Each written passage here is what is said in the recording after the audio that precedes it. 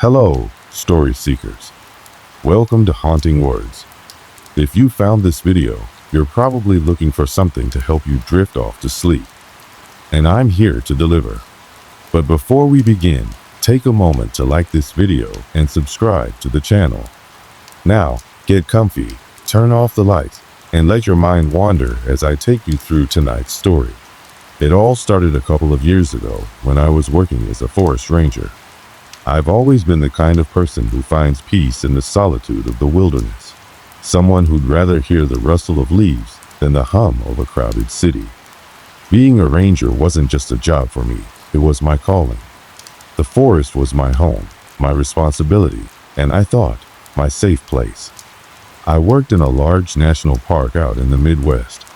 The kind of place where the trees seem to stretch forever, and the stars at night feel close enough to touch.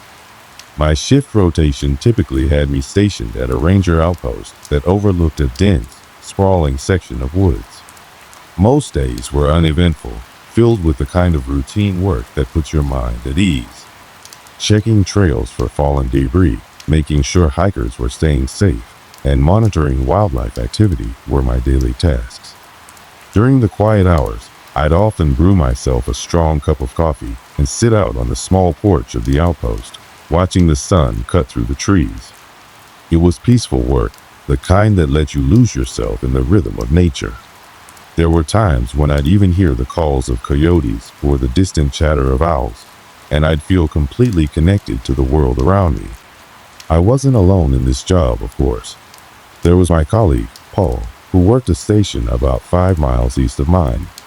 Paul was older, seasoned, and someone I looked up to. He had that kind of dry humor that made the long, quiet nights feel a little less lonely. We'd radio each other occasionally, swapping jokes or sharing updates about anything unusual we'd come across. One week in late September, I was scheduled for the late night shifts. These were my favorite. The forest at night had a different kind of magic to it, something quieter and more intimate. The crisp autumn air had just started rolling in, and the trees were shedding their green for shades of amber and crimson. The trails were emptier than usual, with most visitors packing up early to avoid the cooler temperatures. I was stationed at an outpost that week near a section of the forest rarely visited by campers. It was a stretch of wilderness known for its old-growth trees and the quiet beauty of its secluded clearings. There was something ancient about that area, a stillness that felt almost sacred. The wildlife was more active there, too. You'd catch glimpses of deer darting through the trees, and if you were lucky, you might even see a fox or two. It was on one of those nights that everything began to change. That particular evening had started out as uneventful as any other.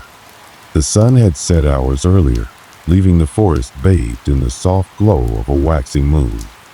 The air was chilly, carrying with it the faint scent of pine and damp earth. I had just finished making my rounds along the trailheads closest to my outpost and was preparing to settle in for a quiet night. I remember brewing my second cup of coffee for the evening, the warmth of the mug seeping into my hands as I stood on the porch, gazing out at the darkened forest. The radio on my hip crackled to life, a static-filled check-in from Paul. We talked briefly, mostly about how quiet things had been lately.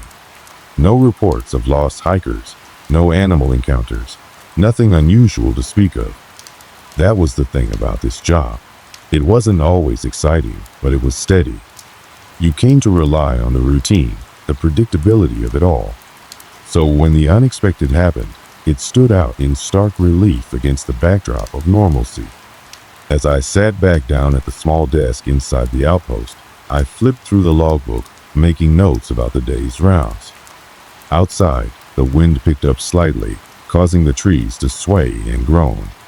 It wasn't anything out of the ordinary, just the forest settling into its nighttime rhythm.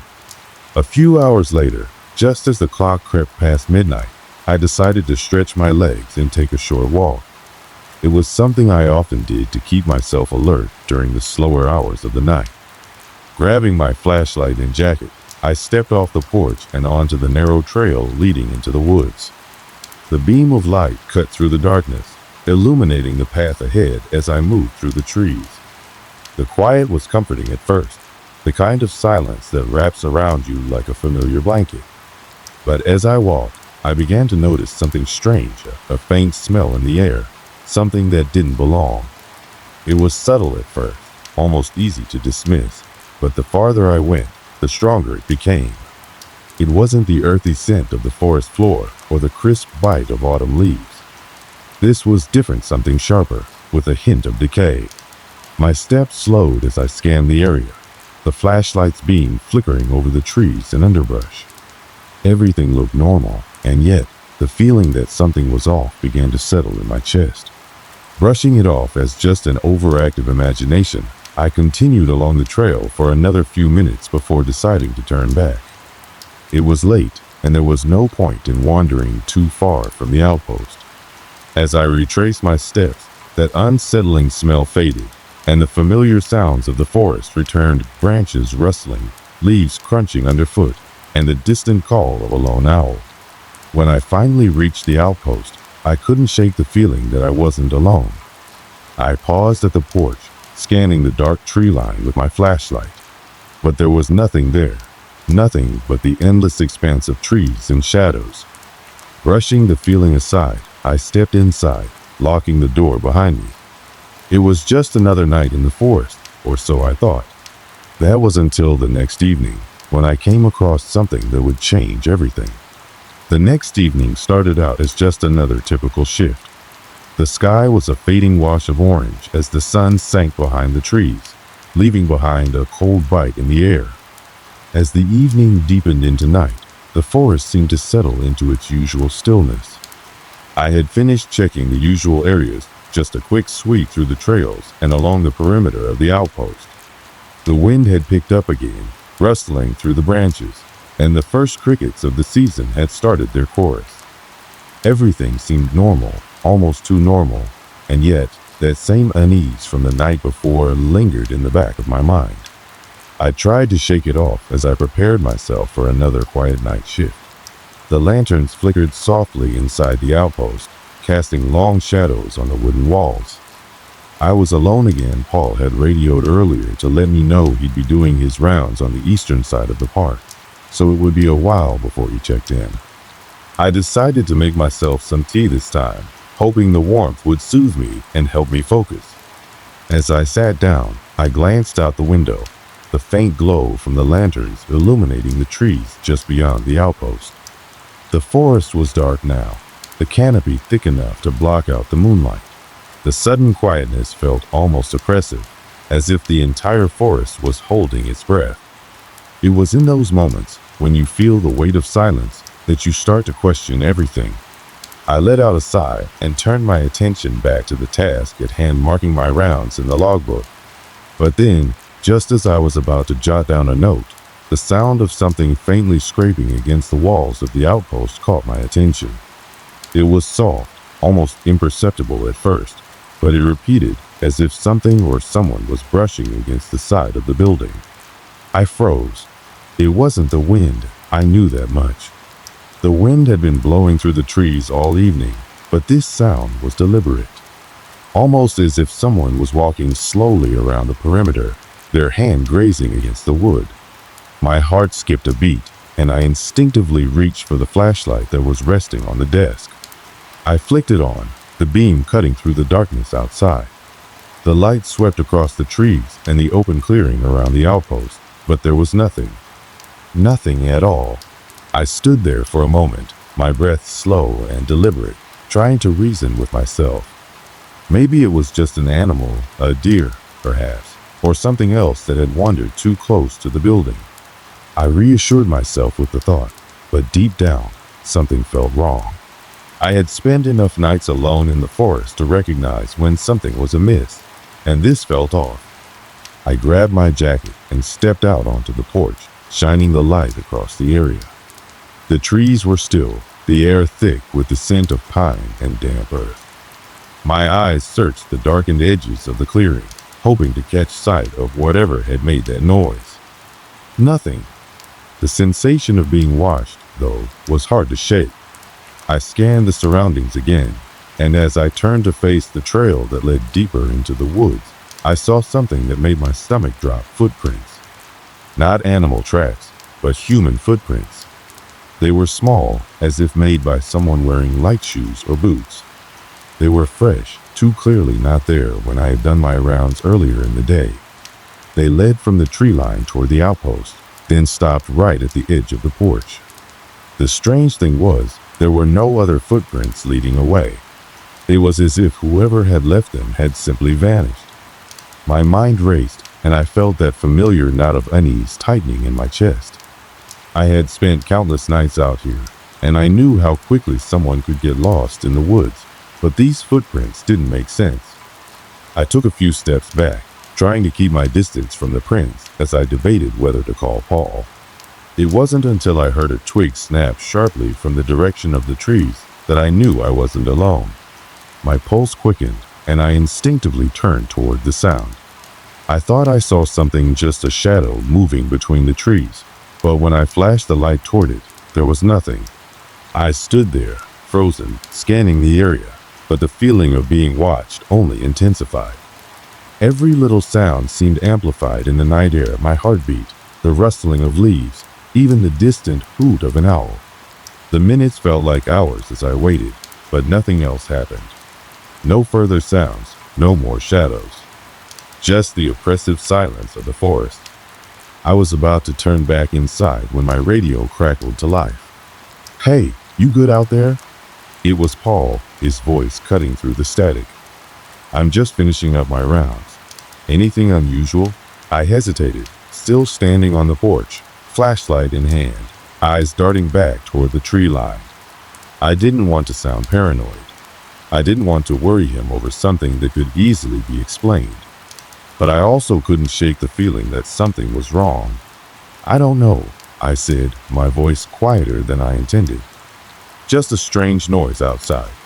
And I found some footprints leading up to the outpost.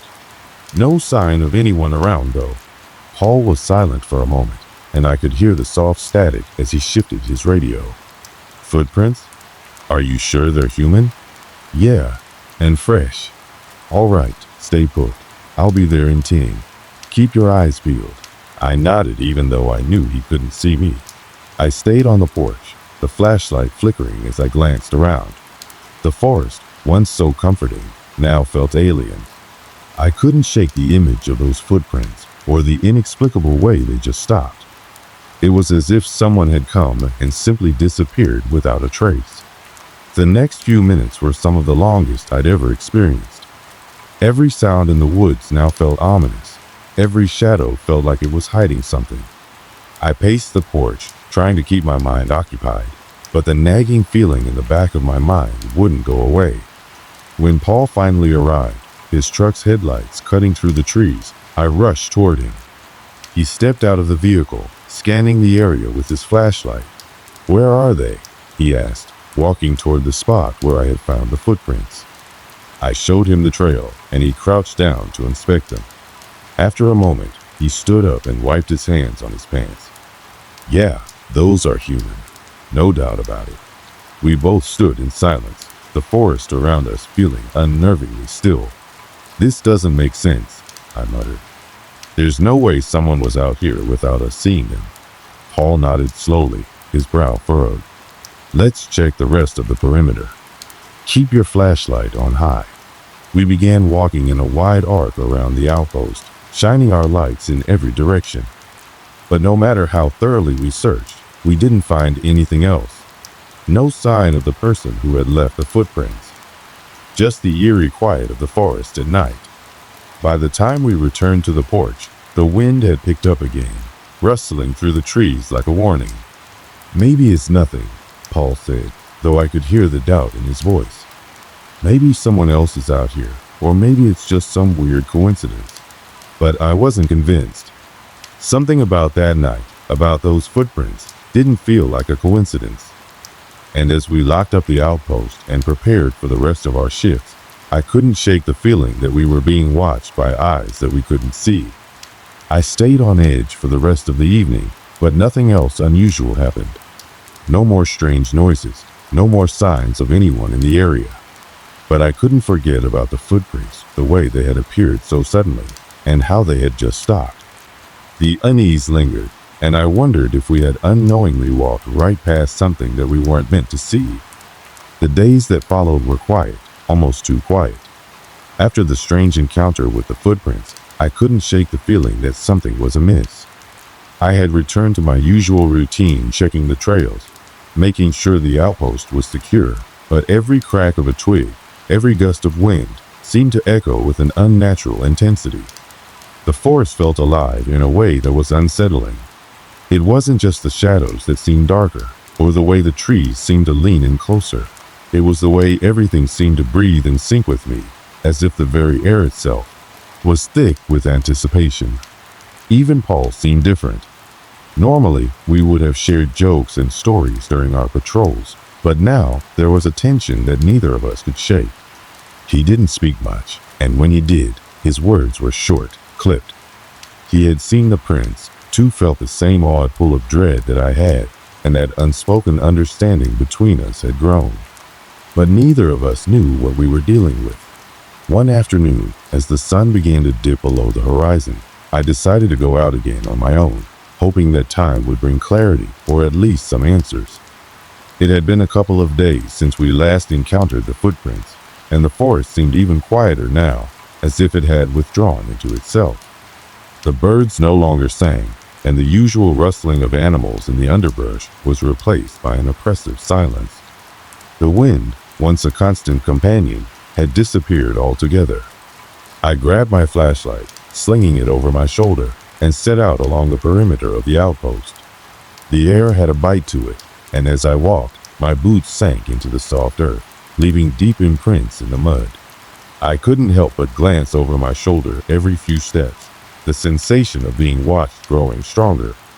Something was off, and I couldn't quite put my finger on it. It wasn't until I reached the old logging trail, about a mile from the outpost, that I noticed it. The branches of the trees were bent unnaturally, as if something heavy had pushed through them. The ground was disturbed, with footprints human, again scattered in a pattern that seemed almost deliberate. They didn't lead to or from anywhere I could see. It was as if someone or something had been standing in the middle of the trail, watching. I knelt down to inspect the prints more closely. They were fresh, but the odd thing was, they didn't have the usual distinct shape you'd expect from human shoes. These tracks were almost formless, like they had been made by something in between. I felt a chill run through me. The air seemed to thicken around me, and for the first time, I felt the full weight of the forest pressing in. I stood up abruptly, brushing the dirt from my hands. The hairs on the back of my neck were standing on end, and the sense of being observed intensified. I wasn't alone out here, but the silence was suffocating, and as I turned back toward the outpost, the wind began to pick up once more, rustling the trees with an almost mocking ferocity. I didn't go back immediately. Something told me to continue deeper into the woods, as though I was being drawn toward whatever it was that had been leaving these strange marks. The trees seemed to close in on me as I walked, their gnarled branches reaching toward the path like twisted fingers. My flashlight flickered in the dense darkness, and the beam seemed to waver, as if it were unsure of what to focus on. The path began to narrow, and the forest around me grew even denser. I could hear the faint sound of water trickling nearby, but it was drowned out by the low hum in my ears, a constant thrum that seemed to vibrate through the ground itself. I had heard of people who spoke of this feeling, the forest hum, and it was always followed by something strange. But what exactly, no one could say. The further I walked, the stranger it became. It wasn't just the unsettling stillness anymore. It was the sense that the forest itself was alive, watching, waiting. And that wasn't the only thing. I started noticing other oddities. The way the trees had marks on their trunks, gouges that looked like claw marks, sharp and jagged. The leaves beneath my feet crunched unnaturally, almost as if they were brittle, and the usual earthy scent of pine and moss was replaced by something foul, almost metallic. Then I saw it. At first, it was just a flicker of movement, something small darting between the trees. I froze, my breath catching in my throat, eyes scanning the shadows. I thought it was just an animal, maybe a squirrel or a raccoon, but as the minutes passed, I began to realize that whatever it wasn't moving like an animal. It wasn't moving like anything I had ever seen. The movement was erratic, jerking, like someone was stumbling through the trees, but there was no sound. No breaking branches, no rustling leaves. I raised the flashlight, shining it toward the source of the motion, but when the beam hit the trees, it revealed nothing. I took a step forward, trying to push through the thick, gnawing tension that gripped me, and the air seemed to grow colder, pressing in on me from all sides. The hum in my ears grew louder, more intense, until it was almost a roar. And that's when I saw it, just for a split second, standing between two trees. It was tall, impossibly tall, with limbs that seemed too long, too thin. Its body was a dark silhouette against the trees, but there was no distinct shape. Just an overwhelming sense of something wrong. I blinked, and when I looked again, it was gone. My heart was pounding in my chest as I stumbled backward, my mind scrambling to make sense of what I had just seen. There was nothing there. Nothing at all. Yet the feeling, the lingering presence, wouldn't leave. It was like the forest itself had shifted, changed somehow. I felt small, vulnerable. I made my way back to the outpost quickly, not daring to look back.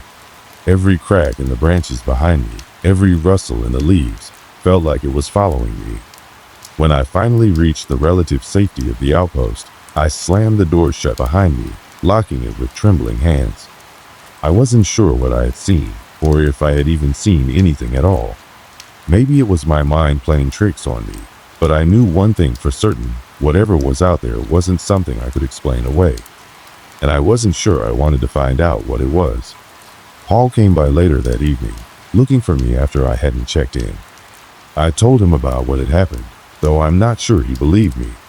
He listened intently, nodding every now and then, but I could see the skepticism in his eyes. The fact was, I wasn't sure what to believe myself. I had never felt so uncertain in my life. But when I looked at the forest beyond the outpost, something told me that the danger wasn't over. It had only just begun. The night had fallen thick and heavy, and a strange unease had settled over the outpost. Every creak of the wooden walls, every gust of wind through the trees, felt charged with something unnatural. I could feel the weight of the darkness pressing in, suffocating the space around me. The air was thick with tension, and for the first time, I couldn't shake the feeling that something was watching me waiting. I couldn't sleep. It had been days since I had last ventured into the forest, but the memory of the strange encounter with the shadowy figure, if it even was a figure, lingered. No matter how much I tried to push it out of my mind, I couldn't. The thought gnawed at me, and with each passing hour, the pull to go back into the forest grew stronger. It was a pull that was hard to describe, like a magnetic force that drew me to something beyond my understanding. But I knew it wasn't just curiosity. It was something else, something I couldn't explain. Paul had gone off on his rounds earlier that day, and I had stayed behind at the outpost to sort through some old maps and logbooks. The logs were filled with standard entries, nothing out of the ordinary. But as I flipped through the pages, one particular entry caught my eye. It was from a few years ago, long before I had come to the area, and it was written by a former ranger, someone whose name I didn't recognize.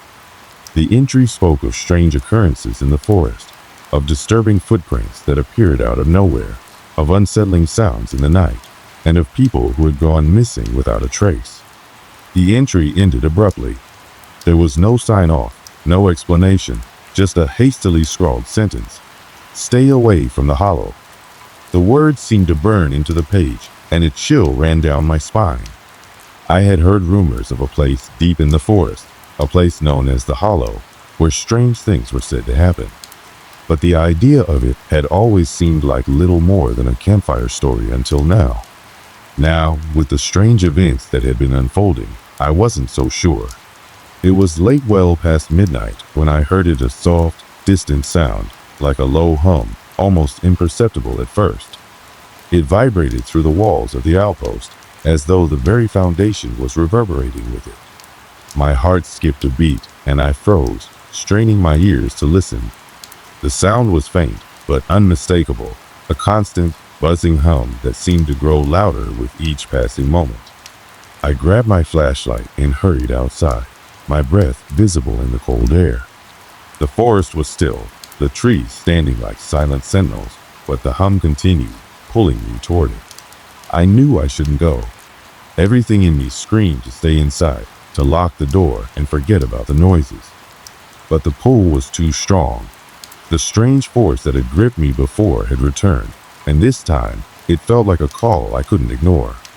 I made my way toward the edge of the outpost, where the trees were denser. The hum seemed to be coming from deep within the forest, a faint but persistent vibration that resonated through the earth. As I moved further into the trees, the hum grew louder, and I could feel it in my chest now, like a heartbeat in the ground beneath my feet. The moonlight barely penetrated the canopy, leaving the forest shrouded in darkness. My flashlight flickered as I walked, casting long shadows across the path, shadows that seemed to stretch and twist unnaturally. I wasn't alone. I knew it before I saw it. There was something in the trees, something watching. My breath caught in my throat as I looked up and saw it standing motionless in the darkness. At first, I thought it was another figment of my imagination, a trick of the shadows. But as my flashlight's beam hit it, the shape became clearer, tall, impossibly tall, with limbs that seemed too long, too thin, almost like branches, reaching out from its form. It was standing in the trees, its figure silhouetted against the moonlight. The hum I had been hearing was now louder, almost deafening. It was coming from this thing that was impossibly still, yet radiated a sense of life, of energy that felt wrong. My heart raced, panic setting in as I stood frozen in place. I wanted to move, to run, but my legs refused to obey. The thing in the trees didn't move at first. It just stood there, its hollow eyes, or what I assumed were eyes, fixed on me with an unnerving intensity. I could feel the weight of its gaze, cold and calculating, and a primal fear rooted itself deep inside me. It wasn't just watching me, it was studying me, as if trying to understand what I was, who I was. Then, without warning, it stepped forward. It wasn't a slow, deliberate motion. It was as if the creature had been waiting for me to move first. And when I didn't, it moved with inhuman speed, its limbs snapping into place with unnatural precision. It was close now, close enough for me to see the detail in its form. The skin, or whatever it was made of, was a sickly gray, stretched tight over its thin frame, with veins pulsing beneath the surface. Its fingers were long and claw-like, and its face was a twisted mockery of a human's, with hollow, dark eyes that seemed to bore into my soul. I couldn't breathe. I couldn't think. I could only react, and I turned and ran. I didn't look back. I didn't dare to. My flashlight bounced wildly in my grip as I stumbled through the dark forest, branches scraping my face and arms, the hum still ringing in my ears, louder now, almost deafening. It felt like the trees themselves were closing in around me, trapping me, and every step I took felt like it might be my last. The sound of something moving behind me, the thud of heavy footsteps, pushed me to run faster. I could hear it now, closer than before, its presence bearing down on me like a shadow. I could feel the cold air on my back as it reached out for me, but I didn't dare look. I just ran, desperate, pushing through the brush, the rough terrain tearing at my clothes and skin. Then, just as quickly as it had started, the footsteps stopped. The hum faded, and the forest fell silent once more. I slowed, my breath ragged, my body trembling with exhaustion and fear. My heart was pounding in my chest, my head spinning, and for a moment, I couldn't tell if I had imagined it all. Had I been dreaming? Had the creature been real? But then I saw it, the unmistakable mark of its presence. The trees around me were twisted and bent, as though something massive had moved through them, and in the middle of the clearing was a large, unnatural shape in the ground, like a print, made by something far too large, far too powerful. I was not alone in the forest. I finally reached the outpost, my legs giving out beneath me as I stumbled through the door. I slammed it shut, locking it behind me. My mind raced, my thoughts fragmented. Paul hadn't returned yet, and I knew I had to tell him what had happened. But could I? Would he believe me? I looked out the small window of the outpost, but the forest was quiet again. The hum had stopped. Whatever it was, whatever I had encountered, it was out there, waiting. The terror hadn't left me. It would never leave me. And I wasn't sure how much longer I would last in this place. The following days dragged on like an endless nightmare, each hour heavier than the last. Paul never returned. At least, not the way I had hoped he would. He had been gone for longer than usual, which wasn't necessarily unusual in itself. But after what had happened in the woods, after the encounter with that thing, I couldn't shake the feeling that something had gone terribly wrong. I kept thinking about the creature, the shape that had watched me, that had moved with such disturbing grace, and that sound, that unholy hum that seemed to come from it. There were moments when I thought I had imagined it all, that I had simply allowed my fear to get the better of me. But the marks on the ground, the twisted trees, and the silence that had followed it all was real. And as the hours passed, I felt a sinking realization that I couldn't escape the forest. Not without answers. Not without knowing what was truly out there. It was just past dawn when I heard something, a muffled voice, distant but unmistakable. My heart skipped a beat, and I ran to the door, flinging it open in a desperate bid to find the source of the sound. At first, I couldn't see anything. The fog had rolled in thick, covering the forest floor in a ghostly shroud. But as I strained my ears, I heard it again, Paul's voice. It was faint, but it was unmistakably him. Ryan?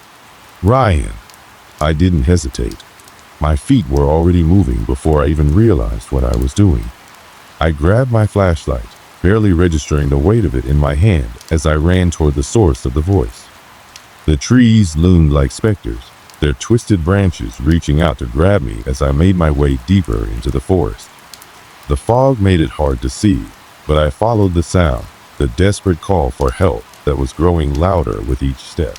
And then I saw him. Paul was standing near the edge of a clearing, his figure barely visible through the haze. He seemed disoriented, his eyes unfocused, as though he had been wandering for days. His clothes were torn, his face streaked with dirt, and his posture was slumped, as if he had no strength left. When he saw me, he didn't move. He just stood there, staring at me, his expression unreadable. I called out to him, my voice hoarse with relief. Paul, you're alive. What happened? Where have you been? He didn't answer right away.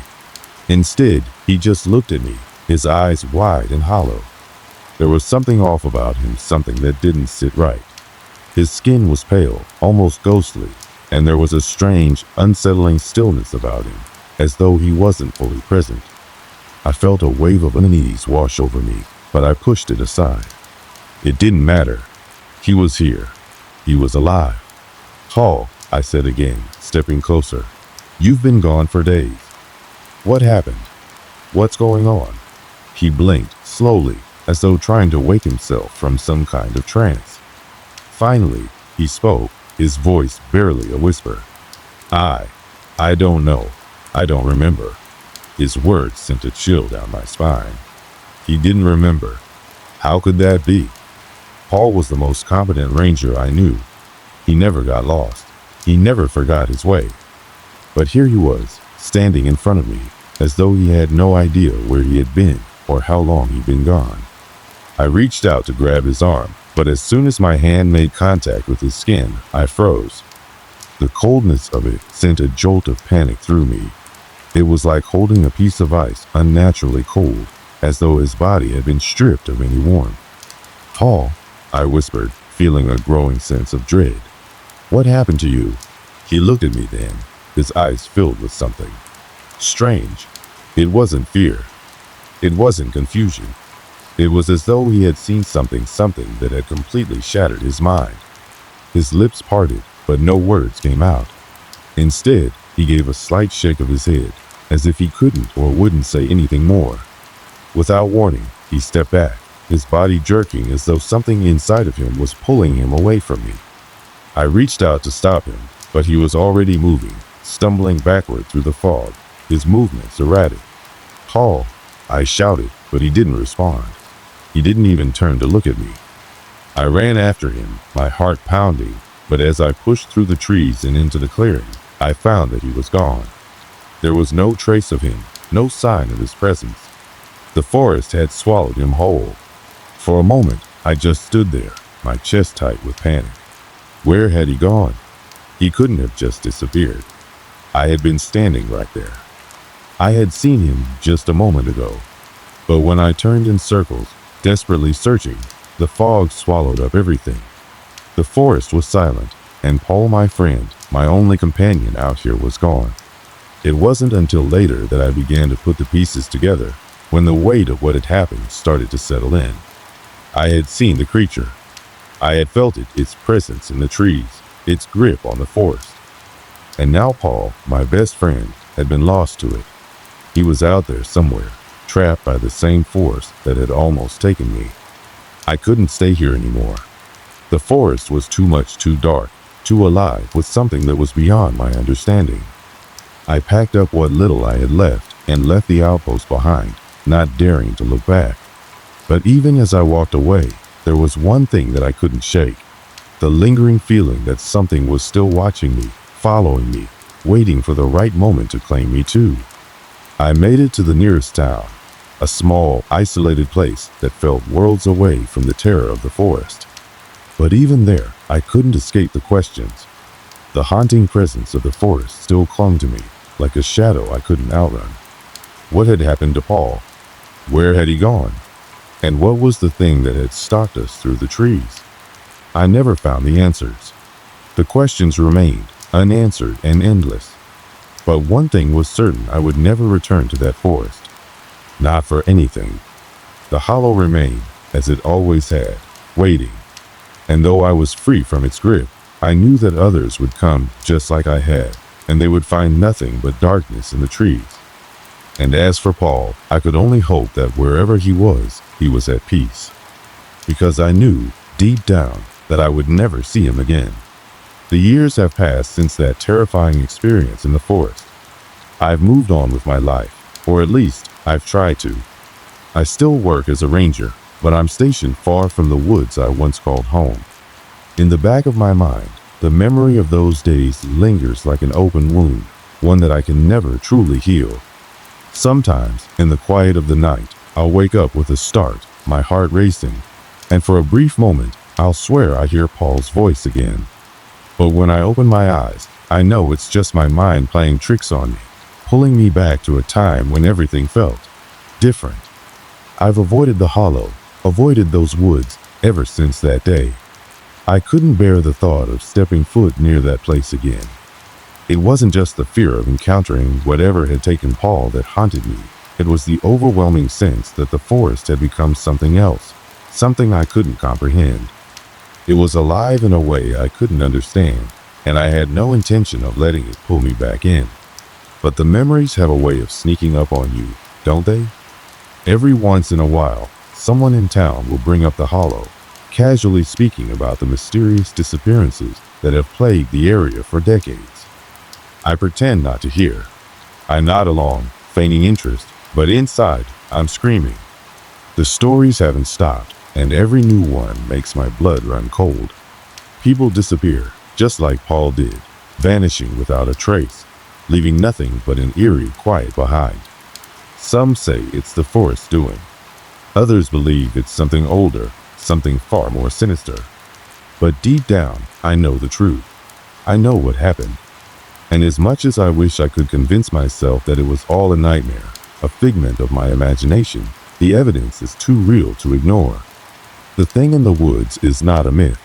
It's not a ghost story for campers or a tale spun around a campfire. It's something much more terrifying, something that waits for the moment when it can take another victim. And that, more than anything, is what keeps me up at night. I remember the last time I saw Paul. His face, pale and distant, staring at me through those fog-covered woods. I can't erase that image from my mind, the image of a man who was once full of life, now hollowed out, lost to something far worse than death. Was he still in there somewhere, locked away in that twisted shell of a body? Or had he become one with the thing that stalked him? It's a question I'll never have an answer to, and I don't know if I could handle the answer if I did. I've thought about returning. Not to find Paul, I've accepted that I'll never find him, but to confront whatever it is that's pulling people into the woods. I've thought about going back to that outpost, that place where everything began, to try and make sense of it. But each time I think about it, I feel that cold grip on my chest, the sense that I'm not supposed to go back. Maybe it's fear, maybe it's wisdom, but whatever it is, it's enough to keep me from making that journey. The forest calls to people. It always has. Some are drawn by the beauty of its silence, the way the trees stand tall and unmoving, as if they've seen the world change and forgotten how to speak of it. Others, like me, find themselves caught in its depths by something darker, something that only reveals itself when it's too late to escape. In the end, I've learned one thing for certain. Not every place on earth is meant to be understood. Some places are old, older than we can imagine, and they carry secrets that are better left undisturbed. I never believed in things like that, not before I encountered the hollow. I thought I knew the world. I thought I understood it. But now I realize there are forces at work that we simply cannot fathom. Maybe Paul found something he shouldn't have, something that took him to the edge of sanity.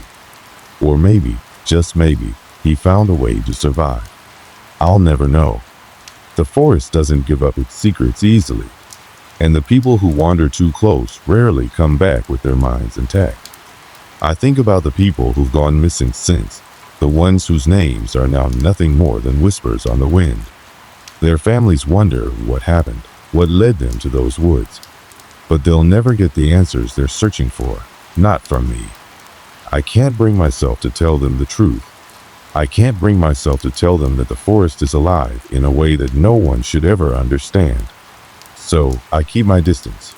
I stay away from the place where it all began, but I don't forget. I don't think I ever will. And though I may never return to those woods, I know that something is still out there, something that watches from the shadows, waiting.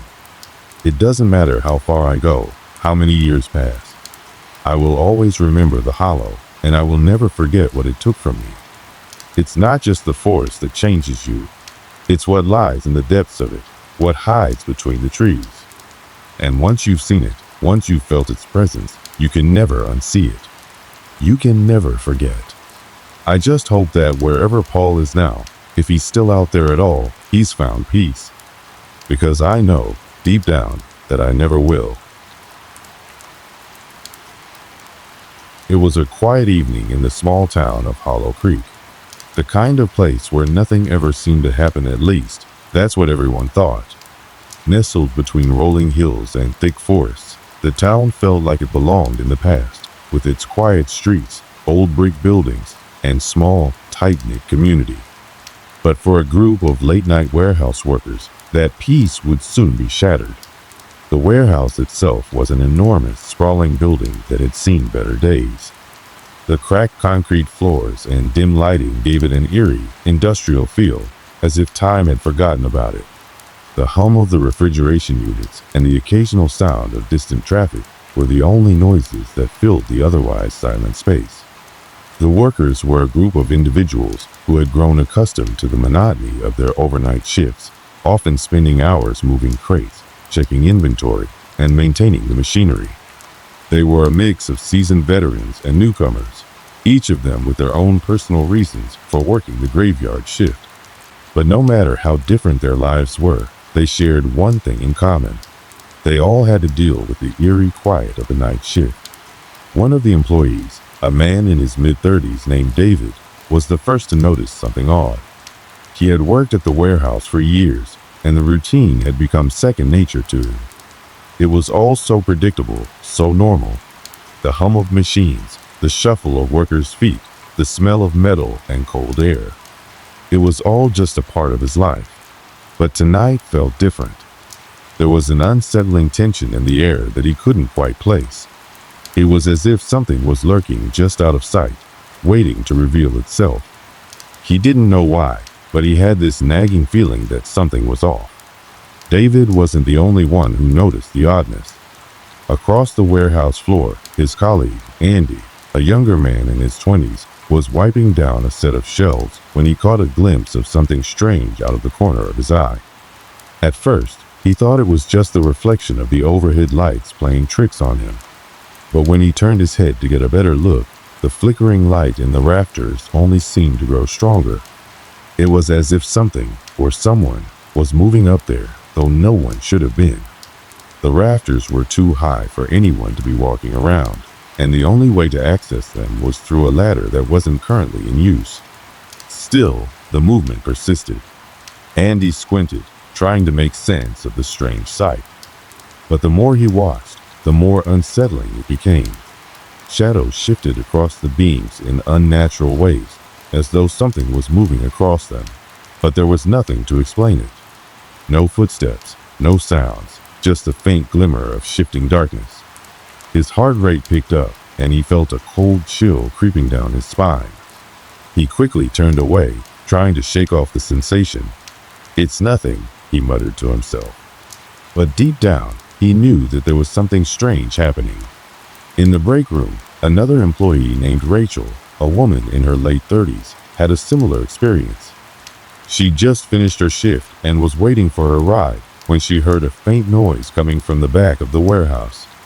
It was a soft scraping sound, almost like something being dragged across the floor.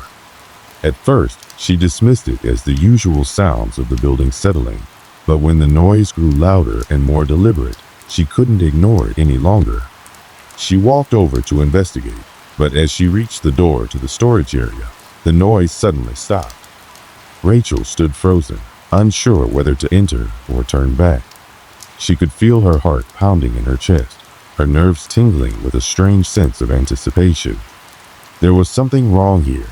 She could feel it, but what was it? David, Andy, and Rachel weren't the only ones who had begun to feel the eerie presence that seemed to hang over the warehouse. The other workers, too, began to notice little things that didn't quite add up. A door that was slightly ajar when they were certain it had been closed, a distant scraping sound in the rafters, shadows that seemed to move on their own in the corner of their vision. It was as though the warehouse itself was alive, watching them, waiting for something. But they couldn't quite put their finger on what it was. The mundane routine of their nightly work, once a source of comfort, now felt like a delicate facade hiding something darker underneath. The warehouse, a place they had all come to know so well, had become something else, something that held secrets just beyond their understanding. The strange occurrences seemed to be growing more frequent, but none of them dared to speak of it. They didn't want to be the ones to bring up something that might sound ridiculous.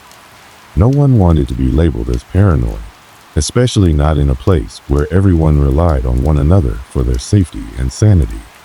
But even though they all tried to ignore it, the unease was impossible to shake. There was something in the air, something that made their hearts race, their eyes dart nervously toward the rafters, and their minds dwell on the possibility that they were not alone in a warehouse after hours. Something was watching them, and it wasn't human. It was a Wednesday night, just like any other. The dim yellow lights overhead hummed quietly, casting long shadows across the cold concrete floors of the warehouse. David stood by the loading dock, checking the list of shipments for the night. The usual routine: empty pallets, boxes to be stacked, deliveries to be logged. He had grown accustomed to the monotonous rhythm of the place. The faint scent of cardboard mixed with the ever-present chill from the refrigeration units. To anyone else, it would have seemed like any other night, the kind where the hours stretched on endlessly, and the most exciting thing that could happen was a misplaced order. But tonight, something felt different. David couldn't explain it, but the air seemed heavier. It was as if the warehouse itself was holding its breath. A quiet, oppressive feeling settled in his chest. The soft whirring of the machines and the occasional creak of the building settling were the only sounds that accompanied him as he walked through the aisles. It wasn't just a figment of his imagination, something was off. He paused near the back of the warehouse to double-check a stack of crates. The shadows in the rafters above him seemed to stretch longer than usual, as if they were reaching down to pull him in. He shook his head, trying to shake the odd sensation. It had to be the late hour getting to him. As he reached for a clipboard to check the inventory again, a small, unexpected noise caught his attention. It was a subtle sound at first, almost like the faintest scrape of metal against concrete. David froze, listening carefully. It wasn't the sound of machinery, nor was it the usual creak of the building. It was something else. He glanced up toward the rafters. The overhead lights flickered once, then returned to their steady glow. David exhaled slowly, telling himself it was just a malfunction, nothing to worry about. But as he continued to look up, something caught his eye, something in the shadows above him. A shape almost too subtle to notice at first. It was moving. At first, David thought it was just a trick of the light, a shadow playing against the beams. But no, it was definitely moving. Slowly, deliberately. He felt his heart rate increase as he stared at the rafters. His eyes tried to make sense of what he was seeing, but it was too dark to discern anything clearly.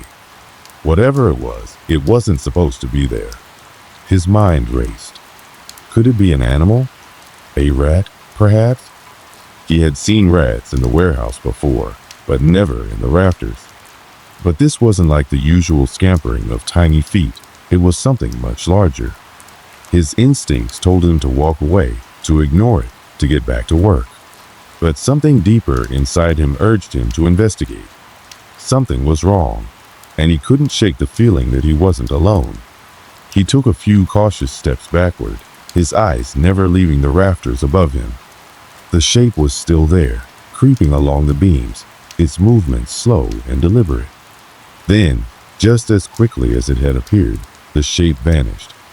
David blinked, unsure whether his eyes were playing tricks on him.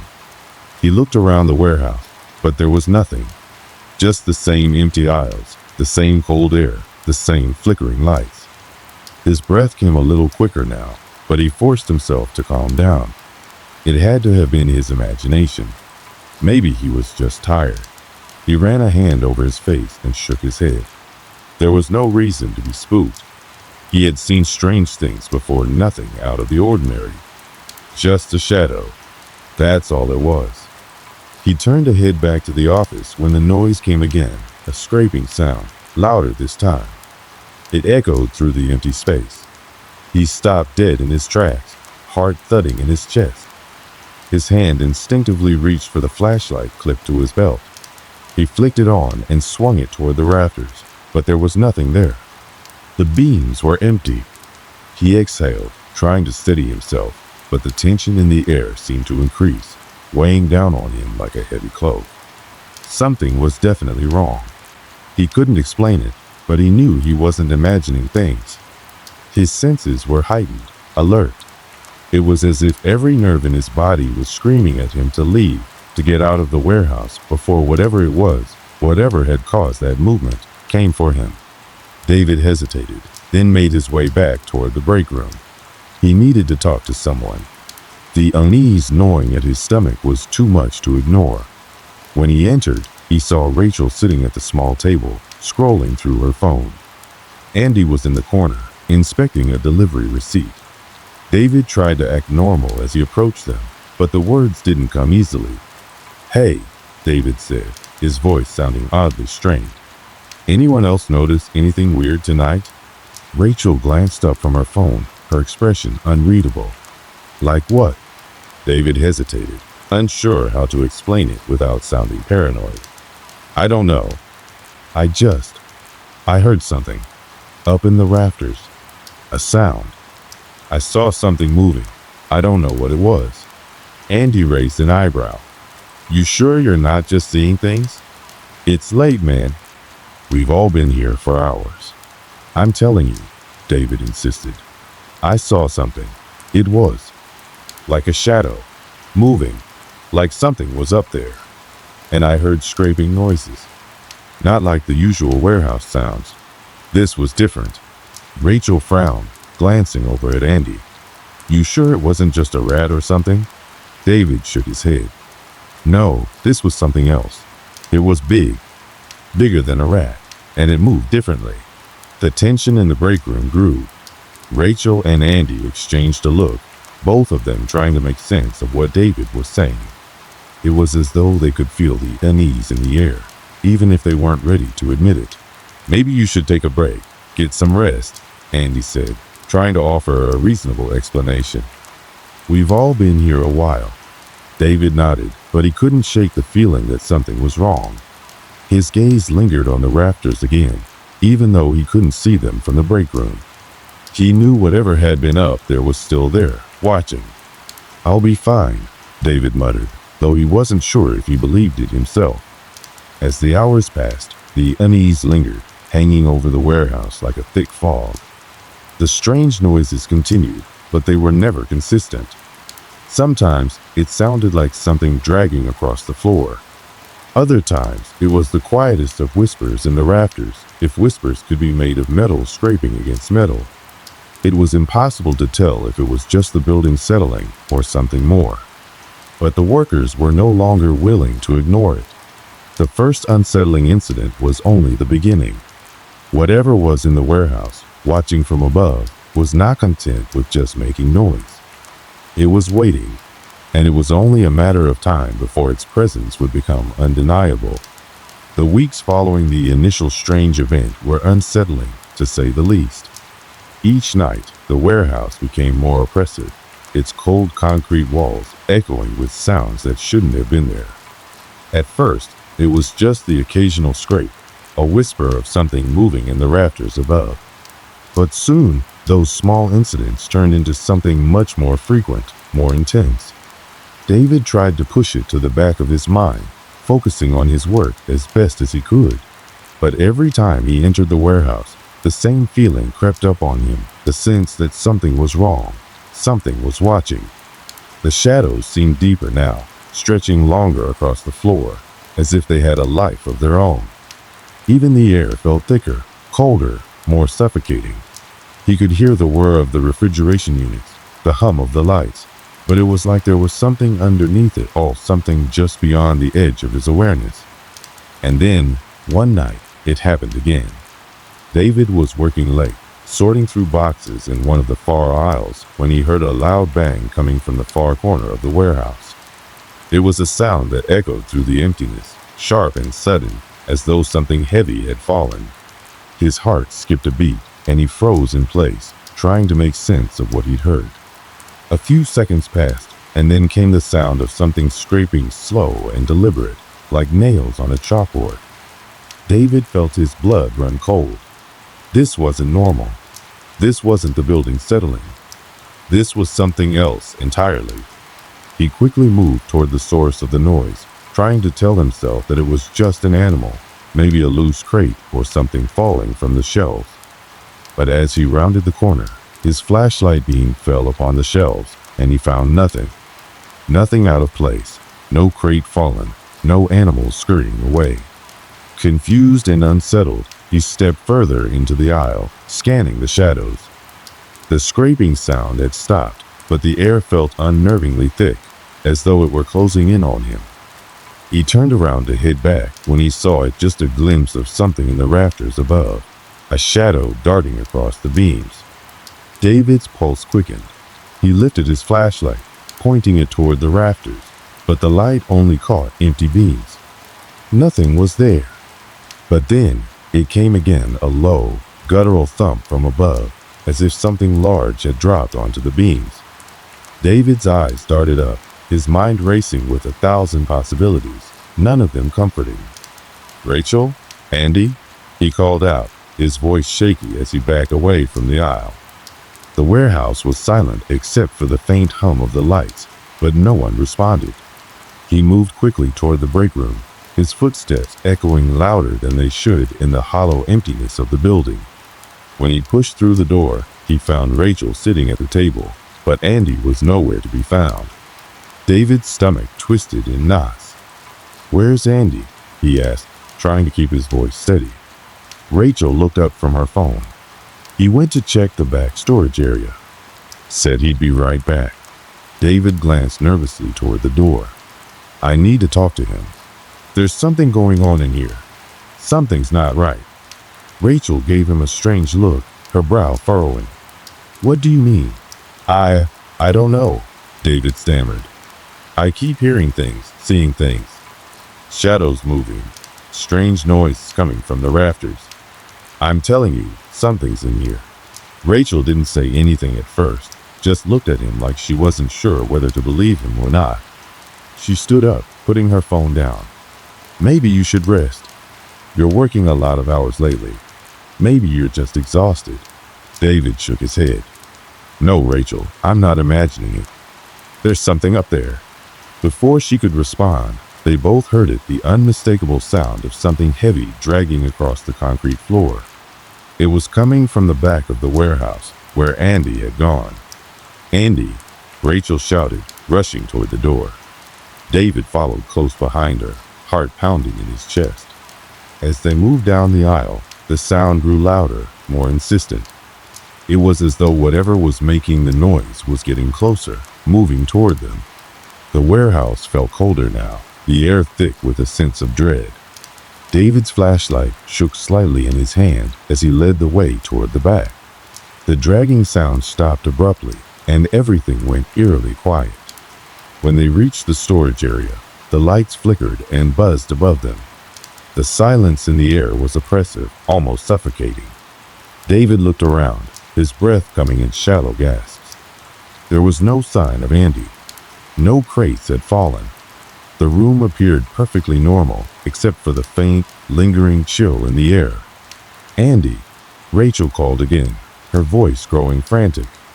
David's eyes scanned the room, then moved toward the far corner, where a large stack of boxes stood.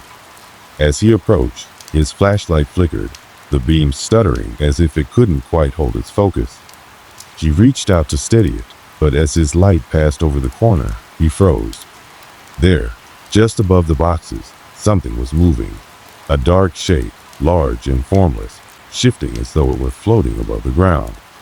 It was barely visible in the dim light, but there was no mistaking what it was. David's heart raced as he stepped back, bumping into Rachel. We need to get out of here, he said, his voice shaking. But Rachel was already staring at the dark shape, her face pale. What is that? She whispered. David didn't have an answer. The shape moved again, its form stretching unnaturally, as though it were growing. It was like a shadow, but there was something wrong with it. It seemed too solid, too deliberate in its movements. A horrible sense of wrongness filled the air, and David's skin crawled as he realized they weren't alone. Then, as quickly as it had appeared, the shape disappeared, melting back into the darkness of the rafters. The room was silent once again. David turned to Rachel, his mind racing. Did you see that? Tell me you saw that. Rachel was pale, her hands trembling. I saw it. I don't know what it was, but I saw it. Before either of them could say anything else, they heard a noise behind them. It was soft at first, like a quiet shuffle of footsteps, but then it grew louder. Someone was walking toward them. David whirled around, expecting to see Andy, but no one was there. Suddenly, a door slammed shut somewhere in the distance, echoing through the vast emptiness of the warehouse. The sound was so sudden, so violent, that it made both of them jump. David's breath caught in his throat. They weren't alone. Someone was still in the building with them. David grabbed Rachel's arm, pulling her toward the door. We need to leave. Now. As they hurried back toward the break room, the lights overhead flickered again, casting eerie shadows across the walls. The temperature in the warehouse had dropped significantly, and David could feel the chills seep into his bones. The sounds, the scraping, the thumps, the dragging were becoming more frequent, more intense. It was as though whatever was in the rafters was no longer content with just watching. It was closing in on them. David's mind raced as he tried to make sense of what was happening. What was it? What was up there in the rafters? And why did it seem like it was watching them, waiting for them to make a mistake? There was only one thing David knew for sure now: whatever was in the warehouse wasn't something they could ignore. It was getting stronger, more active. And if they didn't figure out what it was soon, it might just come for them next. As they reached the break room, David locked the door behind them, his hands trembling. He could still feel the cold, the oppressive weight of the darkness pressing in around them. Something was wrong, something terrible, and now they were all caught in it. The night had settled into an eerie stillness, the kind that seemed to swallow sound. David and Rachel stood in the break room, their eyes flickering to the door, as if expecting something to break through at any moment. They could hear nothing except the faint hum of the lights, but the silence only made the air feel heavier. It was the kind of quiet that felt unnatural, like the calm before the storm. David's hands were shaking. He had never felt this level of fear in his life. Not once in all his years of working here, not during the late nights spent sorting shipments or working alone in the cold storage room, had he ever encountered something so visceral. This wasn't just a bump in the night. This wasn't just a malfunction or a trick of the light. Something had changed in the warehouse. And whatever it wasn't just watching them, it was hunting them. Rachel was pacing back and forth, her breath quick and shallow, her face pale with worry. She kept glancing at the door like she expected it to fly open at any moment. David could see the fear in her eyes. This wasn't just nerves anymore. They had seen something that didn't belong here. Something that made their rational mind scramble for explanations that didn't exist. But there was no avoiding it now. The truth was right there with them. "David," Rachel whispered, her voice trembling, "I don't know if I can stay here much longer. Something is in this building, and it's not just—" She cut herself off, her words faltering. "I know," David said quietly. His throat felt dry, the weight of what they'd experienced sinking in. "I don't know what it is, but it's real. We're not safe here. We need to get out." Just as the words left his mouth, the unmistakable sound of something dragging across the concrete floor echoed through the building, sharp and deliberate. It came from the farthest corner of the warehouse, the part they had been avoiding since the night of the first incident.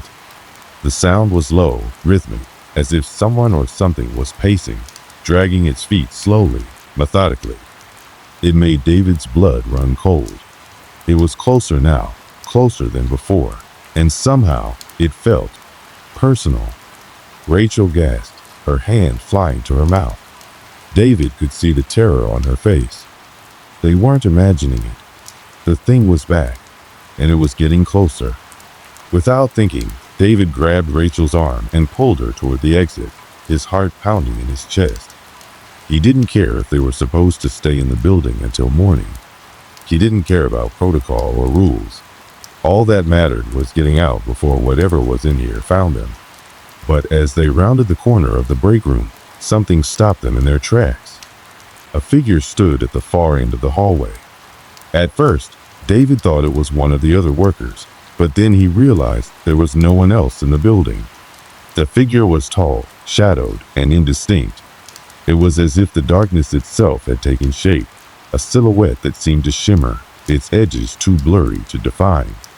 The flashlight in David's hand flickered and died. In the darkness, the figure seemed to grow, its presence expanding until it was all-encompassing. It moved without sound, drifting toward them like smoke. A cold wind swept through the hallway, causing the hairs on the back of David's neck to stand up. "David," Rachel's voice was barely a whisper. "What is that? What is that thing?" David didn't answer. He couldn't. He was rooted to the spot, his entire body frozen in place as the figure drew nearer. He felt as though his legs had turned to stone and his throat closed up, making it impossible to scream. The air around him had turned thick, oppressive, as if the walls were closing in, the very space around them growing heavier with each passing second. And then it spoke. Its voice was not human. It wasn't even a voice in the traditional sense. It was a low, guttural noise, like the rasping breath of something that hadn't used lungs in centuries.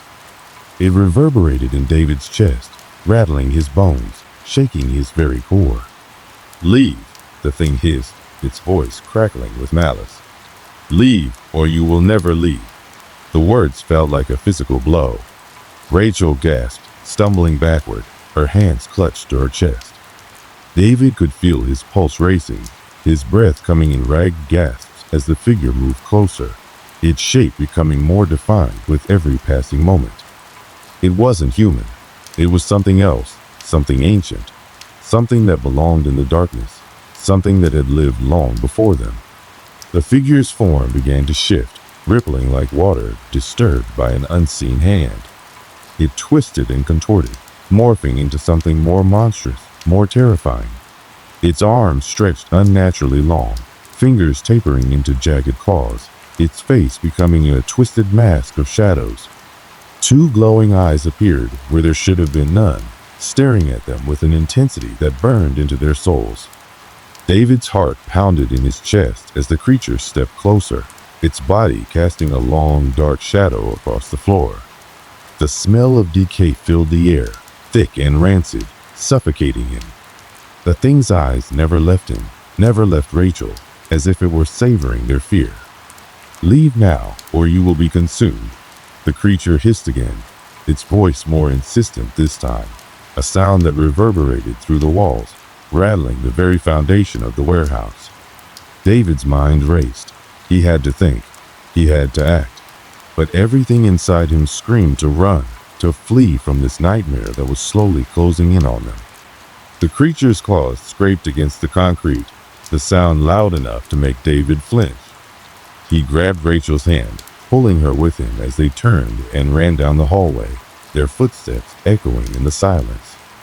But as they reached the exit door, it slammed shut with a deafening bang, trapping them inside. They were locked in. Panic surged through David as he tried the door, his heart racing. The handle wouldn't budge. The door was sealed tight, as though the very walls of the warehouse were conspiring against them. They were trapped. Behind them, they heard the sound of something dragging again, slow and deliberate. The creature was coming closer, and this time, it was not going to let them escape. They were running out of time. David spun around, desperate. "We need to get out now." His voice was raw, filled with terror. But before they could move, the creature appeared in front of them, blocking their path. It was no longer a shadow. It had fully materialized, its form looming over them, towering and monstrous. Its face was nothing but a twisted mask of darkness, its eyes glowing like embers in the night. David's breath caught in his throat. There was no escape, no way out. "Please, please don't," Rachel whimpered, tears streaming down her face. "We didn't mean any harm." The creature's eyes locked onto hers, its expression unreadable. The air around them grew colder, the temperature dropping so sharply that David could see his breath in front of him. The creature's voice came again, low and terrifying. "You trespassed," it rasped, its voice sending a chill down David's spine. "Now you must pay." In that moment, David understood. This wasn't just some creature of the dark. It was an ancient force, a being tied to the warehouse itself, bound to its very structure. It had been here for years, perhaps centuries, watching, waiting for someone to cross its path. And now that they were trapped. David and Rachel were paralyzed by fear, their bodies trembling with terror as the creature stepped closer, its claws outstretched, ready to take them both. There was no way out, no way to escape the horrors that awaited them. David's mind screamed for a solution, but it was already too late. In one swift motion, the creature lunged, and the world went black. David's mind raced as he struggled to breathe, his chest tight with the weight of the terror surrounding him. He and Rachel had barely made it through that initial rush of fear, but now they stood at the edge of an unspeakable reality. The creature's claws had barely grazed his arm before something strange happened. A deafening crash echoed through the warehouse, shaking the ground beneath their feet. The creature hesitated, its form flickering, as if the very foundation of the building was pushing back against it. For a split second, it appeared to flicker, its form distorting and becoming more ethereal, almost transparent. "What? What's happening?" Rachel's voice trembled as she clutched David's arm. David didn't know. He could barely process what had just occurred, let alone what might happen next. But in that moment, It was as if the force that had held them trapped in this nightmare was losing its grip, and the creature was beginning to fade. Suddenly, the light above them flickered again, bright, steady, and then the door to the warehouse, which had been sealed tightly moments ago, groaned open, slowly creaking on its hinges. "Go!" David shouted, his voice hoarse with panic. He didn't care how or why the door had opened. He just needed to get out. With all the strength he could muster, David grabbed Rachel by the hand and pulled her toward the exit. As they ran, the flickering of the lights intensified, casting strange, long shadows along the walls, making the warehouse seem as if it were alive, breathing and pulsing. Every step was an act of defiance against the dread that had clung to them for what felt like hours. The warehouse seemed endless, stretching on before them like a dark maze. The closer they got to the exit, the louder the sound of something dragging echoed behind them. David dared not look back, for fear of what he might see, but his mind couldn't stop imagining the creature gaining on them. With every step, his heart beat faster, louder, as if it too was afraid of what might catch them. As they reached the door, David nearly collapsed in exhaustion, his legs shaking with the effort to escape. But just as they crossed the threshold, the cold air outside felt like a rebirth, a wave of fresh, crisp air rushing over them, carrying away the oppressive atmosphere of the warehouse. Rachel collapsed to her knees, gasping for air. Her face was pale, streaked with tears, but there was a flicker of relief in her eyes. They had made it. They were out. And yet, David could feel the weight of the unanswered questions pressing down on him. David glanced back at the building, the massive silhouette of the warehouse looming in the distance. The lights inside flickered briefly before going completely dark, leaving it in complete blackness. It was almost as if whatever had been inside had never existed. But deep down, David knew better. The creature, whatever it was, wasn't gone. It was still there, waiting. He could feel it in his bones. Rachel turned to face him, her eyes wide with terror, her breath coming in sharp gasps. "What was that thing?" she asked, her voice barely above a whisper. David shook his head, his mind still reeling from the encounter. "I don't know," he said quietly, his voice breaking. "But I don't think it's gone. It's still there, waiting." They stood there in silence, the weight of the night's events settling heavily on them both. They had escaped the immediate danger, but neither of them could shake the feeling that they had left something unfinished behind. "What now?" Rachel asked, her voice hollow. David didn't have an answer. They couldn't return to the warehouse. Not after what they had seen. Not after what they had felt. And yet, they both knew that something was unresolved. Something they hadn't fully understood. Something that wouldn't let them go so easily. "We need to go to the authorities," David said after a long pause. "We need to tell someone what happened. Someone has to know."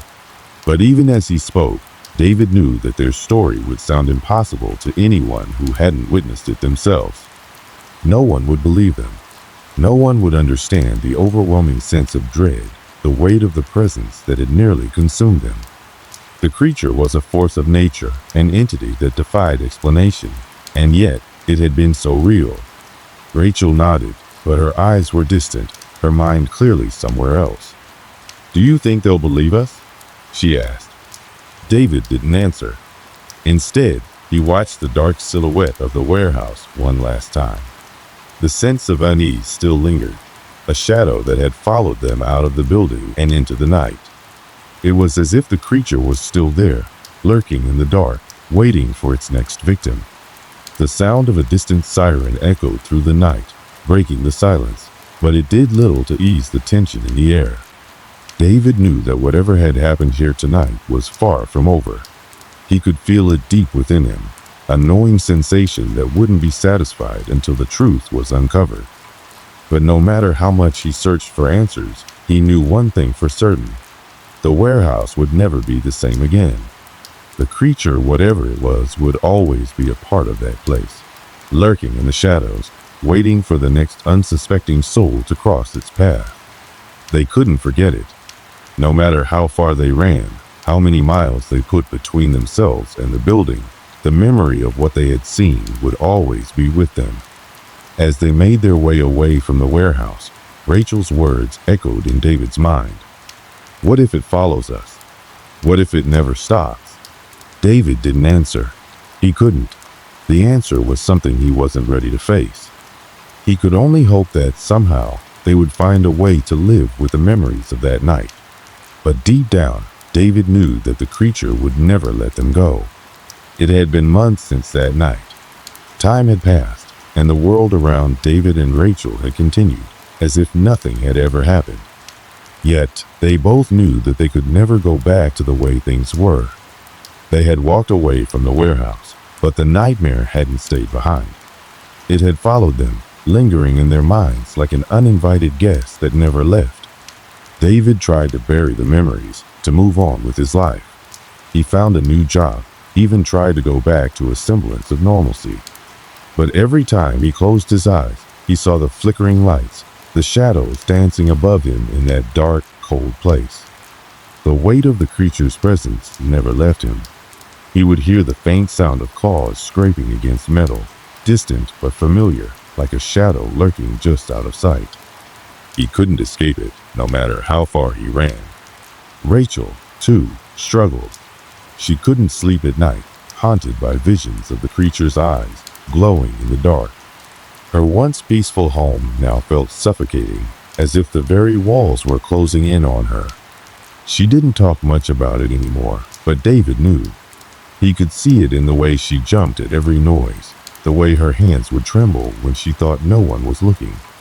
But what could they do? They had gone to the authorities, told them everything, but no one believed them. The warehouse had been sealed off, investigated, and cleared at least. That's what they were told. There was nothing there, no trace of anything abnormal. The building had been empty. There were no answers, no explanation for what they had experienced. The authorities, in their official reports, had written off the incident as a shared delusion, a product of stress and overwork. A simple coincidence of strange sounds and shadows. But David and Rachel knew the truth. They had seen it, felt it. It wasn't just their minds playing tricks on them. There had been something there, something that couldn't be explained away so easily. David often found himself standing by his window, staring out at the darkened skyline, the city lights twinkling in the distance. The normalcy of it all felt so wrong. The world had gone on, but he couldn't shake the feeling that something had been lost. It was as though he had crossed a threshold, and now, no matter how hard he tried, he couldn't find his way back to the life he had once known. One evening, David received a call from Rachel. Her voice was shaky, filled with fear. "David, I saw it again. It was in my house, in the hallway, just standing there, watching me." David's heart dropped into his stomach. It had been months since they had last seen the creature, and now Rachel was telling him it had returned. "Rachel, are you sure? Are you certain?" His voice cracked with disbelief, though deep down, he knew there was no way she could be mistaken. He had seen it too. "Yes," she whispered, her voice barely audible. It was like before, just standing there in the dark. I don't know what to do." David's thoughts raced. He had hoped that, with time, the creature would fade away, that their shared experience would become nothing more than a haunting memory. But now it was clear. Whatever had followed them that night in the warehouse hadn't let go. It was still there, lurking in the shadows, waiting for its next chance. "Rachel, we need to talk. We need to figure this out once and for all. We can't keep running from this." She agreed, though her voice trembled with fear. David knew it wasn't just the creature that frightened her, it was the uncertainty, the not knowing, the feeling that something far beyond their comprehension was at play. The two of them met in person the next day, sitting in a small, dimly lit cafe. Neither of them could bring themselves to make eye contact for long.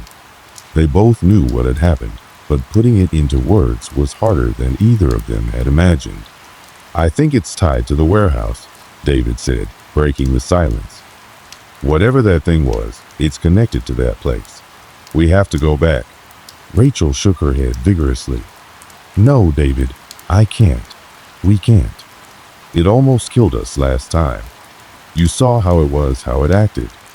What if it's worse now? What if it's gotten stronger? David looked at her, his heart heavy with the same fear that had kept him awake for nights on end. But he knew something had to be done. They couldn't live their lives in fear, always looking over their shoulders, always hearing things that weren't there. They needed closure, an answer, even if it meant confronting the darkness again. I know, he said quietly, but we can't just keep running. It won't stop. And so, with heavy hearts and a shared resolve, they made the decision to return to the warehouse. They didn't know what they would find, if anything at all, but they couldn't ignore the pull, the feeling that something was waiting for them there, something that they had to face. They arrived at the warehouse late at night, the place eerily silent in the darkness. It was as if the building itself had been holding its breath, waiting for them to return. They entered, cautiously, each step echoing through the empty space. The coldness of the warehouse seemed to seep into their bones, a chilling reminder of the terror they had once faced. For what felt like hours, they wandered through the building, searching for answers. But nothing. No shadows, no strange noises, just silence. The place was empty, as it had been when they first left it months ago. But then, as they approached the back of the warehouse, the temperature suddenly dropped. They could see their breath misting in the air. And there, in the corner, David noticed something that hadn't been there before. A single, dark shape, flickering in and out of existence, like a shadow struggling to take form. Rachel gasped. "It's back," she whispered, barely able to speak. David's heart raced as he stepped closer, the air growing heavier with each passing second. The shape flickered again, and this time, David felt it a presence, as if the entire building was alive and watching them. But before they could react, the shape vanished, and the warehouse fell silent once more. David and Rachel stood there in the cold, staring into the darkness. The creature was still there, still watching, still waiting. And as they left the warehouse for the final time, David realized something. They had come looking for answers, but all they had found was more uncertainty. The creature, whatever it was, would always be a part of their lives, lurking in the shadows. It wasn't something they could escape. It was a part of them now, just as it was a part of that place. As they walked away, the doors of the warehouse creaked closed behind them, and David knew one thing for certain. Some doors are better left unopened. The end of their search didn't bring closure. It only brought more questions. But for David and Rachel, the greatest lesson was this. Some things are not meant to be understood. Some things should never be disturbed. And sometimes, the only thing you can do is walk away. Let me take you back to a place that seems so ordinary at first glance, but holds something far darker beneath its surface. This story begins in a factory, one of those places that you pass by every day, perhaps without a second thought. A place where the rhythmic hum of machinery is the soundtrack to long, monotonous hours, where the workers go about their tasks without question, their daily routine blending into one seamless motion. A place where everything seems normal, safe, even predictable. It's 11 p.m. The factory floor is usually filled with the sound of machines running, presses stamping, conveyors moving, the steady whir of automated systems. But this night was different. I was there on that night. My name is Leo, and I worked as one of the night shift supervisors. It was just a regular evening, or so I thought. The air was thick with the scent of metal and oil, and the faint whine of machinery echoed across the cavernous space.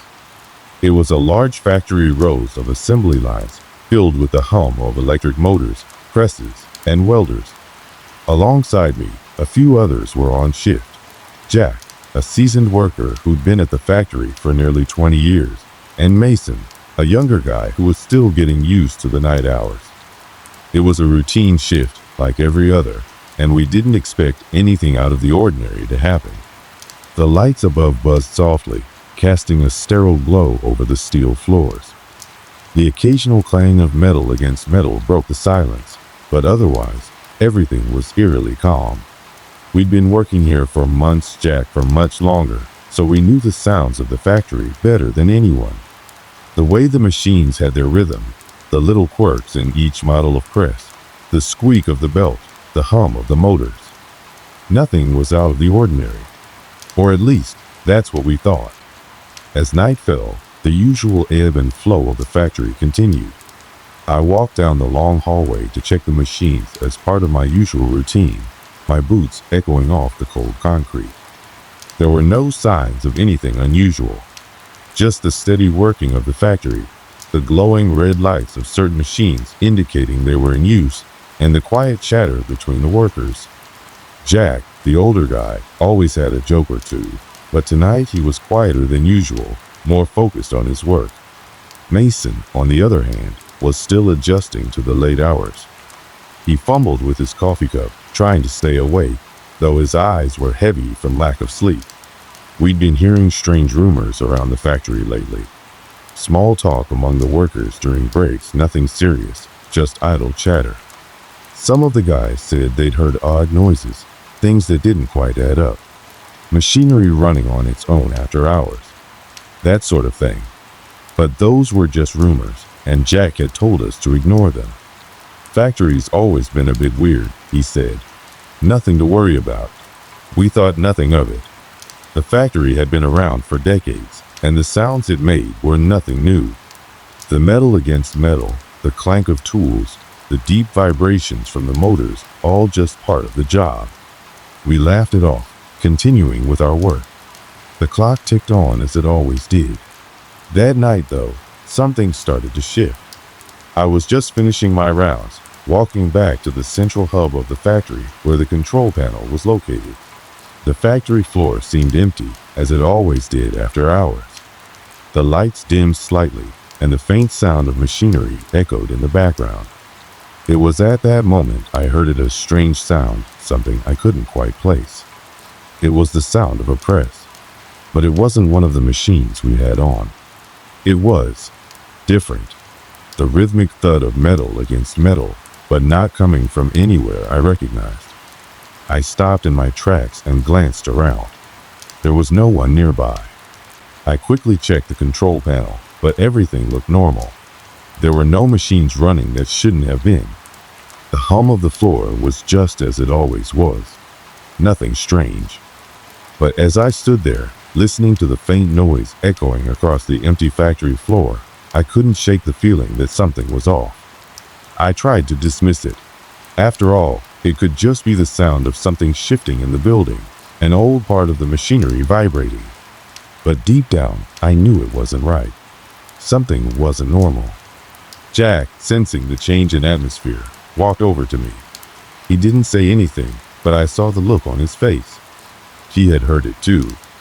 "It's just the wind," Jack muttered, trying to brush it off, but even he didn't sound convinced. Mason, always the skeptic, hadn't heard it. He was busy in the break room, but Jack and I stood there in the dark, listening as the odd sound continued. It wasn't loud, but it was persistent. The rhythmic thudding seemed to come from the far end of the factory, where some of the larger, older machines were kept. It wasn't the normal sound we'd hear from our equipment. It was something else entirely. We decided to investigate, and as we walked toward the source of the sound, a cold chill swept through the air. I remember that feeling, the way the temperature seemed to drop in an instant. My breath became visible in the air, despite the heating system running. Jack stopped suddenly, his face going pale as he looked toward the machine. The press at the end of the line was running, but it shouldn't have been. We hadn't turned it on. There was no reason for it to be operating at this hour. Yet, there it was, the machine whirring, its gears grinding together in a way I'd never heard before. The noise was louder now, filling the entire factory floor. We rushed to shut it off, but as soon as Jack touched the control panel, the machine powered down on its own. We stood there, staring at each other, trying to comprehend what had just happened. The factory, normally so predictable, was starting to feel alive, and not in a good way. It had been a few days since that first strange incident with the press. I couldn't shake the feeling that something was watching us, or worse, that the machines were beginning to act on their own. The rhythmic hum of the factory, which used to be a comforting, familiar sound, now felt like a ticking time bomb. It was as though the factory had grown sentient, its silence somehow more sinister, its sounds far too deliberate. But life went on, and the work still had to be done. The night shift was usually the quietest. Most of the factory's workers, especially on the production line, were back at home by the time the clock struck 10 p.m. Jack, Mason, and I made up the skeleton crew on this particular night. The usual routine began, and we fell back into the motions of our work. The smell of grease filled the air as I wiped down the workstations. Jack handled the machinery, and Mason lingered near the coffee machine, trying to keep his eyes open. At first, everything seemed normal. I checked in with Jack, who was working on the other side of the factory, adjusting one of the machines that had been acting up lately. We exchanged a few words, small talk, the kind of stuff that fills the empty hours of a night shift. But even as I chatted with him, I couldn't shake the nagging sensation that something was off. I thought about the press, the one that had been running by itself. I still couldn't get that image out of my mind, the machine grinding away in the darkness, its gears turning with an unnatural precision. I hadn't told Jack about the weird feeling I'd had while I watched it run. I hadn't mentioned how the air felt heavier when it stopped, or how the lights flickered just before it powered down. It was too hard to explain. Mason, however, hadn't noticed anything strange.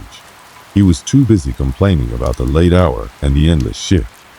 But I saw the subtle changes in him, too, the way he jumped when the smallest noise echoed across the factory, his eyes darting around like he was expecting something to pounce from the shadows. That night, we got the first real sign that something was very wrong. It started small, like the first flicker of a candle in the dark. I was standing near the control panel, adjusting some settings on the main line. Jack was busy with a different piece of equipment at the far end of the factory, and Mason was sipping his coffee, zoning in and out. The hum of the machinery filled the air, a constant presence, but it felt strangely off. There was something almost too rhythmic about it, as though the factory had become more like a beating heart, syncing with some unnatural rhythm. And then I heard it, a faint tapping sound. At first, I thought it was just the sound of some distant machinery. But no, it was too close, too deliberate. It sounded like fingers tapping lightly on metal. I turned around, expecting to see Mason, who had been known to tap his coffee cup when he was distracted. But Mason was still standing near the break room, his back turned to me. The tapping continued, each tap growing a little louder, more distinct, as though something or someone was tapping on the wall behind me. I looked toward the source of the noise, my heart racing in my chest. But there was nothing there. The factory floor was empty, except for the machines. I dismissed it as my mind playing tricks on me. The factory was old, and it had its share of creaks and groans. But when I looked over at Jack, I saw that he had stopped working. His face was pale, his eyes wide with a mix of confusion and fear. He'd heard it too. We locked eyes, and without a word, we both began to walk cautiously toward the source of the noise. The tapping had stopped, but the air felt heavier now, thicker. As we neared the section of the factory where the tapping had originated, I noticed something even stranger. The lights above us flickered. For a split second, the entire factory was plunged into darkness. And then, just as quickly, the lights blinked back on. But they weren't the same. The lights seemed dimmer, flickering erratically, as though something was drawing power from the electrical system. Jack and I froze in place. This was no malfunction. This felt like a warning. We continued our investigation, moving toward the machine at the far end of the factory. The tapping noise, which had been so distinct a moment ago, was gone now, replaced by a strange, low hum. The machine at the far end of the line was still running. Its gears were turning. Its press was whirring, but no one had been near it. I glanced over at Jack, who had grown quiet. He was staring intently at the machine, his hands still gripped around a wrench, his knuckles white. He didn't say a word, but his body language spoke volumes. He was scared. We approached the machine slowly, unsure of what we'd find. The closer we got, the louder the hum became. It wasn't like the usual whir of machinery. It was deeper, more resonant, like it was coming from somewhere much deeper in the factory. As we reached the press, we noticed something odd. The metal plate on the machine's side was vibrating. Not just lightly vibrating in a way that was almost unnatural. There was no reason for it. The machine shouldn't have been vibrating this much. It wasn't in operation at the time its cycle had long since ended. And yet, it felt alive, like it was trying to communicate. I don't know how long we stood there, frozen in disbelief. All I could hear was the sound of the press vibrating, the hum in the air growing louder with every passing second. It was as if the machine was calling out for attention, demanding to be heard. "Leo," Jack said quietly, his voice barely above a whisper. "You're not hearing that?" I nodded, though I was afraid to admit that I did. We were both hearing the same thing, but neither of us knew what it meant. This wasn't a malfunction. This wasn't something that could be explained away by faulty wiring or technical errors. This was something else, something far beyond our understanding. Just as we were about to take another step toward the machine, the factory lights flickered again. This time, they didn't come back on. The factory was plunged into complete darkness. The hum of the machine grew louder, almost deafening now, and I could feel it vibrating through the soles of my shoes, shaking the very ground beneath us. I heard Jack curse under his breath, and we both fumbled to pull out our flashlights, our hands trembling. In the dark, everything felt wrong. We didn't dare move too quickly. Our footsteps echoed loudly in the silence as we made our way back toward the control panel. Mason was still nowhere to be seen. I called out to him, but my voice felt small, swallowed by the factory's eerie stillness. It was like the place had become a tomb. Just then, the lights came back on bright and harsh, almost too much to bear after the darkness. But something had changed. The factory floor, which had felt empty before, now seemed alive with energy. The machines that had been still were suddenly buzzing with activity. And the press, the one that had been vibrating just moments ago, was now running at full capacity, its gears spinning faster than I'd ever seen. We were paralyzed by fear. Something wasn't just wrong with the machines. It was as though the factory itself was waking up, becoming aware of our presence, aware of something we couldn't see. I turned to Jack, and for the first time, I saw true fear in his eyes. It wasn't just the machines. Something else was here. Something had changed, and we didn't know what it was. Mason finally appeared, wide-eyed and breathless, his face pale. "Did you hear that?" he asked, his voice cracking. I swear I heard something. Something moving behind me. We didn't have the answer. None of us did. But whatever it was no longer a figment of imagination. It was real. And it was here, in this factory, in the dark corners where we couldn't see. The tapping, the hum, the strange vibrations, all of it was connected. And none of us could explain why. We knew, deep down, that the factory was changing, and we were no longer in control. The days that followed the strange incident with the machine were tense. We tried to go about our usual work, but it was hard to ignore the growing sense of unease that hung over the factory like a thick fog. Every sound seemed amplified. Every movement felt too deliberate.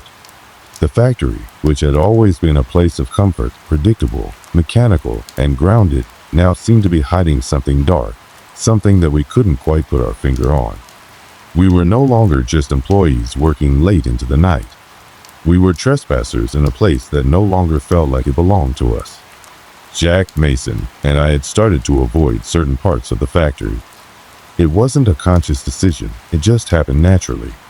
We found ourselves instinctively steering clear of the machines that had acted up, staying in the areas where we felt safer, where the noise wasn't so overpowering, where the air didn't hum with unnatural energy. But the factory wasn't going to let us hide. One evening, I was walking through the main assembly line, checking the machines as I always did. The hum of the machinery was louder tonight, somehow more oppressive. I could hear it reverberating in my bones, a low, constant vibration that seemed to sink deep into the walls of the building, seeping into the very foundation. It was around 2 a.m., the quietest part of the night shift. The factory floor, usually filled with the steady rhythm of workers and machines, was empty. The overhead lights flickered occasionally, casting long shadows that seemed to stretch and curl around the machines, like fingers reaching for something we couldn't see. That was when I heard it again. The tapping. It was faint at first, but unmistakable. It was coming from somewhere near the far side of the factory, the area where the press had been running on its own. I froze. The sound was soft at first, like a light knock on a door, but as I focused, it grew louder, more insistent. It wasn't coming from a machine. It was coming from the wall. I stepped forward, my feet heavy on the concrete floor, my flashlight cutting through the darkness. As I approached the wall, the sound stopped. I stood there, breathless, scanning the area with my flashlight. But there was nothing, just the cold, empty wall, its paint peeling in places, its surface scratched and dented from years of wear. I looked around, half expecting to see someone behind me, but there was no one. The factory felt suffocating in its silence, the air heavy with the weight of something unspoken. I turned, ready to leave, but that's when I heard it again, closer this time. A faint scraping noise, followed by another soft tap. I didn't know what to do. I stood there, motionless, my heart pounding in my chest. The scraping continued, dragging against the concrete like nails on a chalkboard. I swallowed hard, my throat dry. Slowly, I took a step back, my eyes scanning the walls, the machines, the shadows. Nothing. Then, suddenly, the overhead lights flickered again. This time, they didn't come back on. The entire factory plunged into darkness. The machines stopped. The hum ceased. The silence that followed was deafening. I stood there in the blackness, trying to steady my breath. My fingers were numb as I gripped my flashlight. It felt like hours before I dared to move again. I reached for the control panel, praying for the lights to return, but before I could press any buttons, I heard a sound that sent ice racing through my veins. A footstep. A heavy, deliberate footstep. It came from behind me. I spun around, my flashlight cutting through the darkness. But there was nothing. No one. Just the empty factory, the machines that once hummed with life, now motionless in the dark. My heart was racing, my breath shallow. I tried to stay calm, tried to remind myself that it was just a malfunction, that my mind was playing tricks on me. But deep down, I knew something wasn't right. I wasn't alone here. And it wasn't just the machines that were causing these strange occurrences.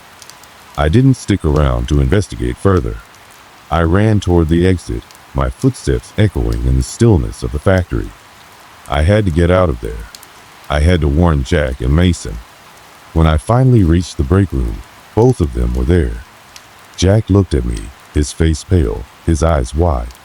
"Did you hear that?" he asked, his voice trembling. I nodded, barely able to speak. "It's happening again."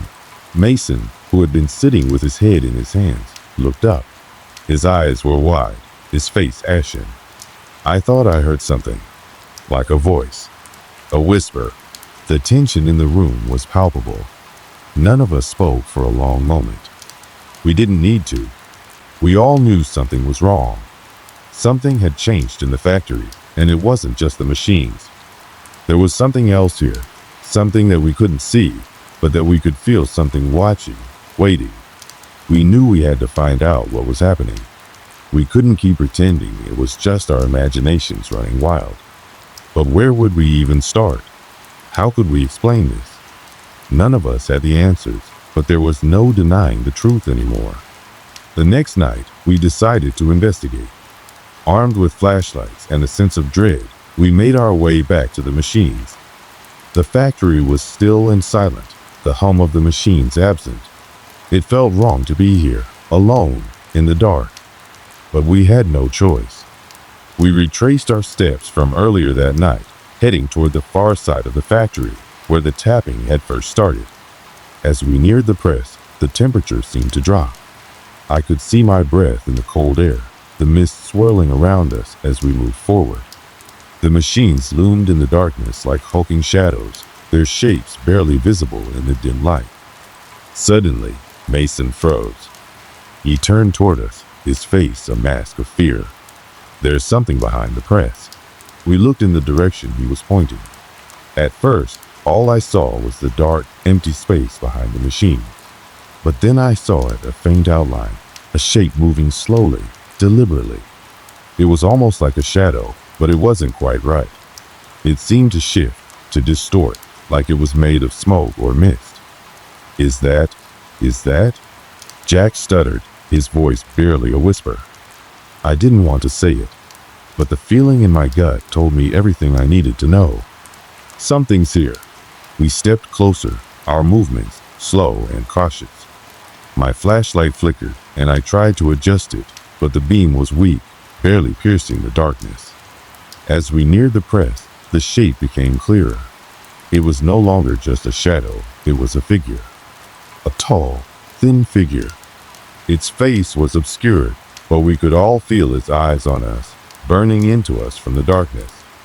There was no sound, no movement, just the oppressive weight of its presence. The air felt thick, like we were suffocating. And then, without warning, the figure vanished, disappeared into thin air, as if it had never been there at all.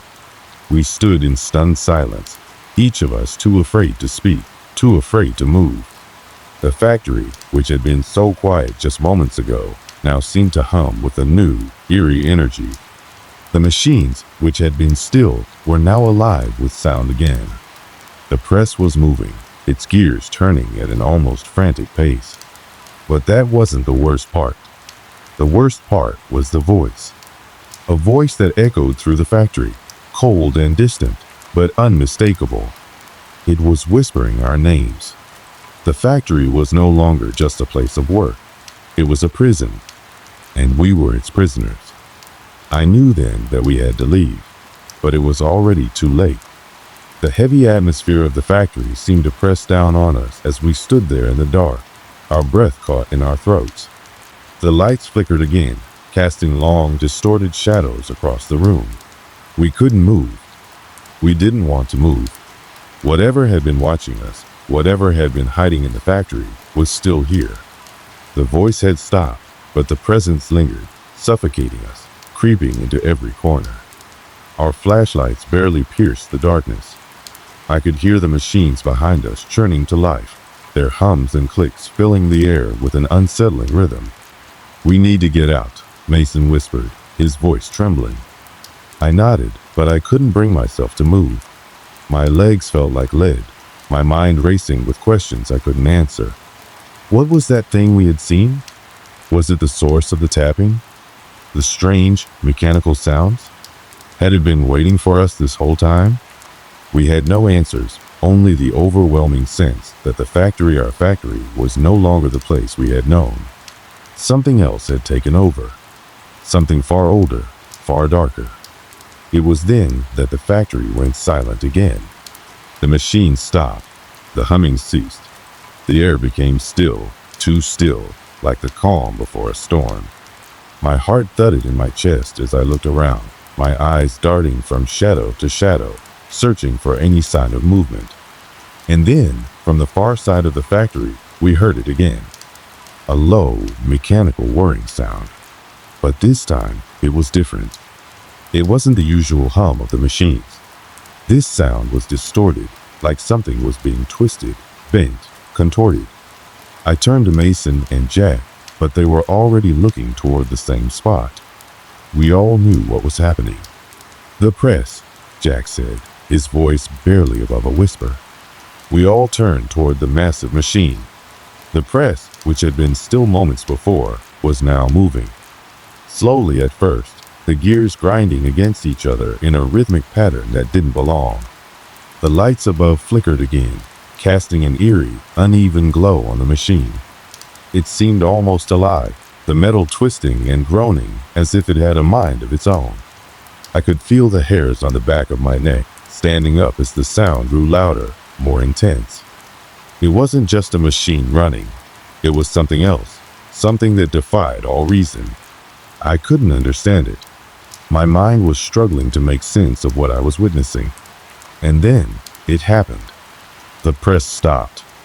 The grinding sound, the metallic screech, the distorted hum, all of it halted in an instant. The factory fell into an almost unnatural silence, the kind of silence that rings in your ears. My breath came in short bursts, and I found myself holding my flashlight tighter, as if it would protect me from whatever was lurking in the shadows. I glanced at Mason and Jack. Their faces were pale, their eyes wide with fear. They didn't need to say anything. We were all thinking the same thing. Something was coming. Something that had been unleashed by the machinery. Something that had been waiting in the dark. The silence stretched on for what felt like an eternity. And then, with a deafening bang, the press moved again. But this time, it wasn't just the press. The entire factory seemed to shake. The floor beneath our feet trembled, sending vibrations up through our legs. The walls groaned, as if the building itself was in pain.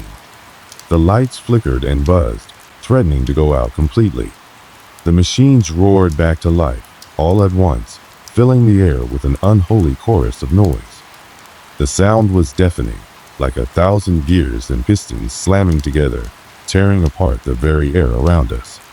We stumbled back, our bodies instinctively trying to retreat from the chaos, but the factory wouldn't let us leave. The walls seemed to close in on us, the machines moving faster, their sounds merging into a cacophony that felt like it was tearing at our minds. The heat in the room spiked, and I could feel my clothes sticking to my skin. Sweat ran down my face, but I didn't dare wipe it away. I was too focused on the press, which was still moving, still grinding and screeching in a way that was far too unnatural. And then, suddenly, it stopped. The silence was crushing. The factory fell still again, as if it were holding its breath. But it wasn't over. A figure appeared from the shadows. It was tall, too tall, its body distorted and twisted in ways that defied logic. It had no face, just a void, a blackness where its features should have been. Its limbs stretched unnaturally, and its movements were jerky, like something that wasn't used to walking on two legs. It was like a nightmare made flesh, something born of the factory's machinery, its gears and presses, its cold metal and grinding steel. It had no shape, no identity, just the eerie, looming presence of something that shouldn't exist. I could feel my heart stop in my chest as I stared at it, my legs refusing to move. Mason and Jack were frozen beside me, their faces pale with terror. The figure seemed to loom over us, its presence filling the entire room. It didn't speak, didn't make a sound, but we could feel it. We could feel the cold, oppressive weight of its stare. Then, with a jarring motion, it reached out. Its hand was long, skeletal, its fingers twisting and curling like metal rods.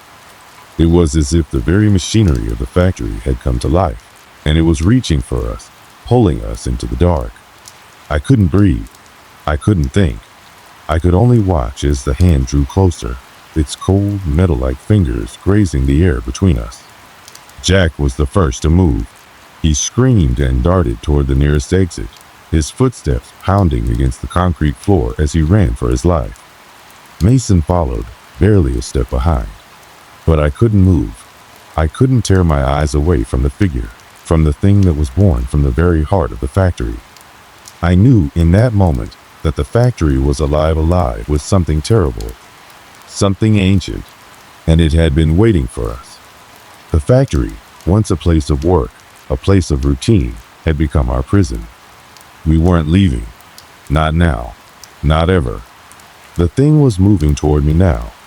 Its fingers were reaching for me, the shadows stretching toward my body like 1,000 hands, and I could do nothing but stand there, paralyzed in fear. Then, just as it was about to touch me, The lights went out. The silence returned. But it was not the same silence. It wasn't empty. It was filled with something else. Something worse. I couldn't breathe. And then the factory went dark. I could barely see my hands in front of me, the blackness so thick that it swallowed everything around me. Every breath felt shallow, every step uncertain. The silence had returned, but now it was filled with a heaviness that made the air feel thick, almost impossible to breathe. My heart pounded in my chest, and my body trembled, but I had no choice but to keep moving, to keep running. I wasn't alone, though. In the distance, I could hear Mason and Jack, their footsteps echoing in the same frantic rhythm, their breath sharp and ragged. They were as terrified as I was, maybe even more so. None of us spoke. We didn't need to. The fact that we were still alive, that we were still running, meant there was hope barely. But deep down, I knew that the hope was thin, fraying at the edges. I tried to focus on the sound of their footsteps. The factory was a labyrinth, and without the lights, it felt impossible to navigate. The machines, the press, the shadows, they were all disorienting. The cold metal walls seemed to close in on us, shifting and warping, and every time I looked back, I half expected to see that figure following us. But there was nothing. No movement. No sign of it. At least not yet. "Where's the exit?" Mason shouted into the void, his voice tinged with panic. I don't know," I replied, my own voice barely a whisper. "Keep moving."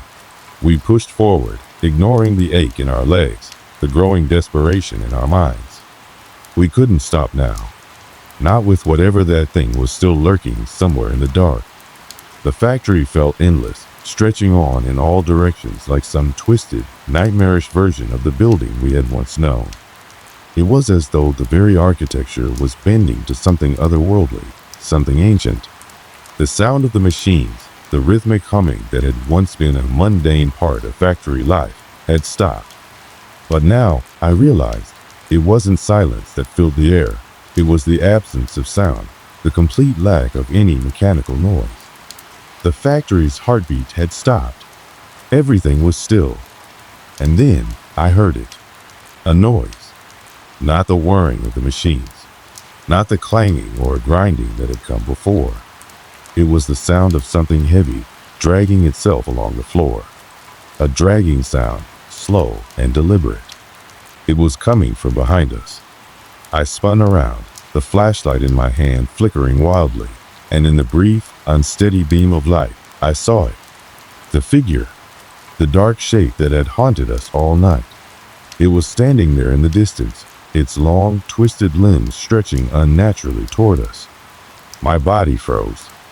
Mason and Jack had stopped, too. We were all staring at it, unable to comprehend what we were seeing. It hadn't moved. Not yet. But that didn't matter. It was still here, still waiting, its shadow swallowing the factory floor, its presence heavy in the air. It was the thing that had been manipulating the machines, twisting the press, distorting the very fabric of the factory. I couldn't breathe. And then, out of nowhere, I heard Jack's voice. "We have to get out. Now." Without another word, we turned and ran, our footsteps pounding against the concrete floor, the sound echoing in the stillness. We didn't look back. We couldn't. Every step was a step closer to the exit, every second a gift. I didn't know what had happened to the figure, but I wasn't about to wait to find out. We couldn't fight whatever it was, couldn't reason with it. All we could do was survive. The factory seemed endless, but finally we reached the door. The cold steel door that led to the outside world. It was barely visible in the faint light from our flashlights, but we could see it. We were almost there. But as I reached for the handle, I heard a sound. A faint click. Something in the air shifted. The door wouldn't open. I slammed my hand against the handle again, panic surging through me. It stuck. The damn thing stuck. Mason tried to help, his hands shaking as he pulled on the handle with all his strength, but it was useless.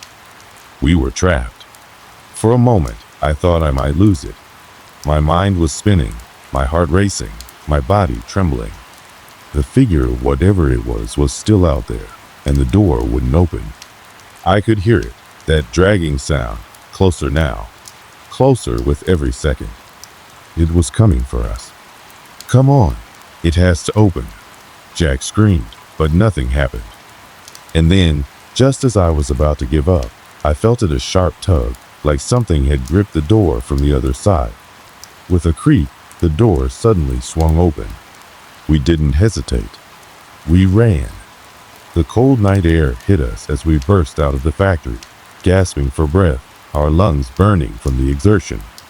We didn't stop. We couldn't. We ran into the open field, away from the looming factory, away from whatever it was that had been waiting inside.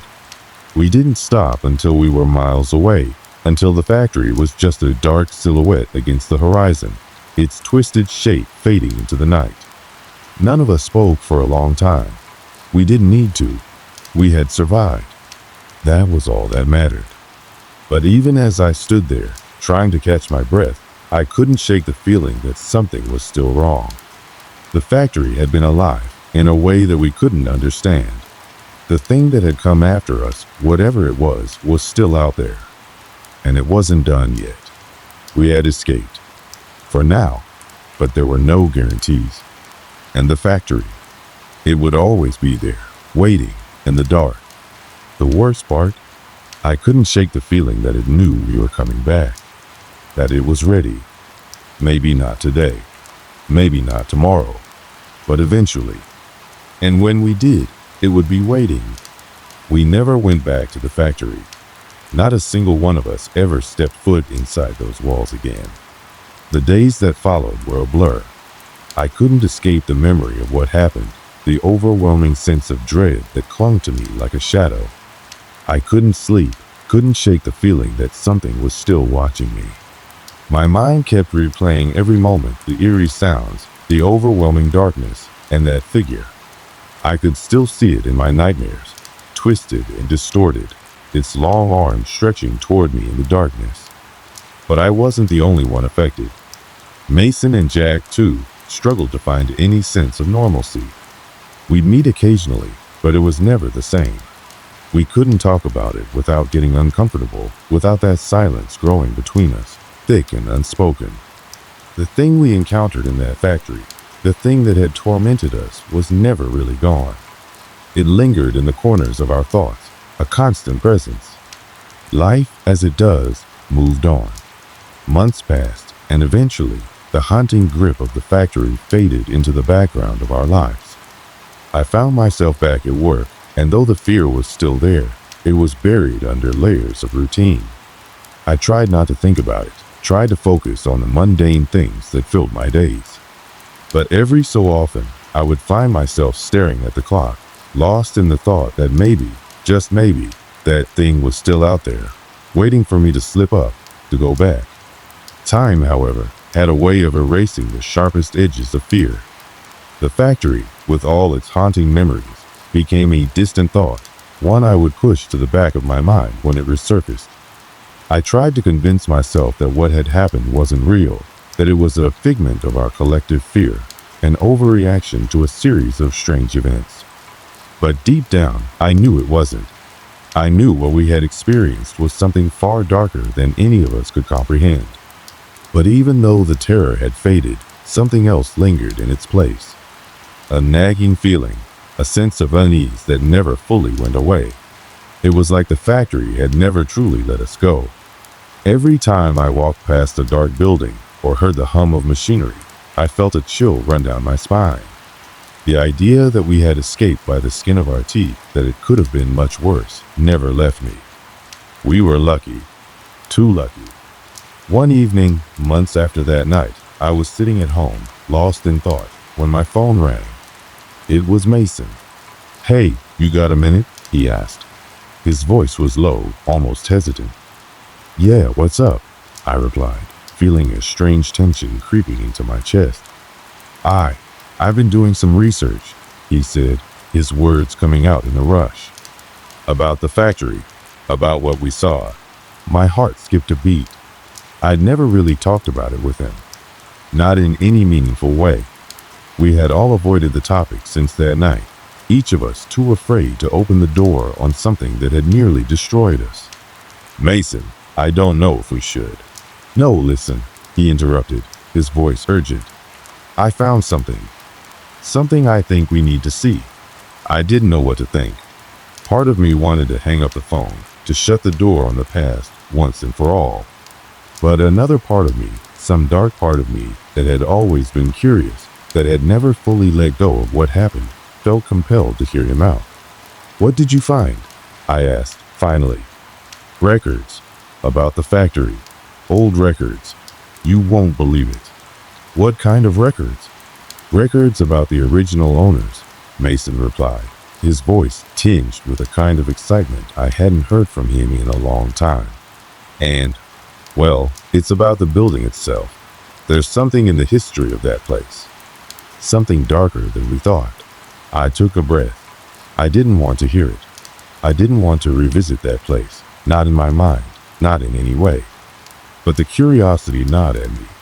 The feeling that there was something unfinished, something left unsaid, pushed me to agree. All right, tell me what you found. Mason hesitated, his voice barely audible as he spoke. The original owners were involved in something. They were experimenting with something beyond regular factory work. Some sort of, well, it sounds crazy, but they were involved in some sort of dark ritual. And well, I think whatever we saw in there that night, I think it might have been a result of whatever they were messing with. A chill ran down my spine as his words sank in. My mind reeled. I didn't want to believe it, but I knew deep down I had to. The strange occurrences, the figure, the factory itself, the way it seemed alive in some unnatural way. I hadn't wanted to think it, but now the pieces were falling into place. The factory had never been just a building. It had been a conduit, a place where something terrible had been unleashed. Are you saying it's still there? I asked, barely able to breathe. I don't know, but I think we might be safe for now. I needed you to know. We both do. I sat in silence, the weight of his words pressing down on me. The factory. That thing. It was all tied together, wasn't it? The fear, the terror, the things we couldn't explain. It had all started long before we even stepped foot inside that place. Maybe it's better if we just leave it, I said, my voice trembling. Maybe we should just let it go.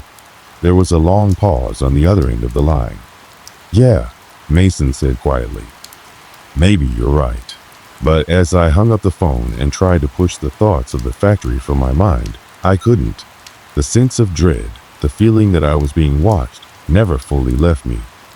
The factory, that cursed place, still haunted my thoughts, even in the safety of my own home.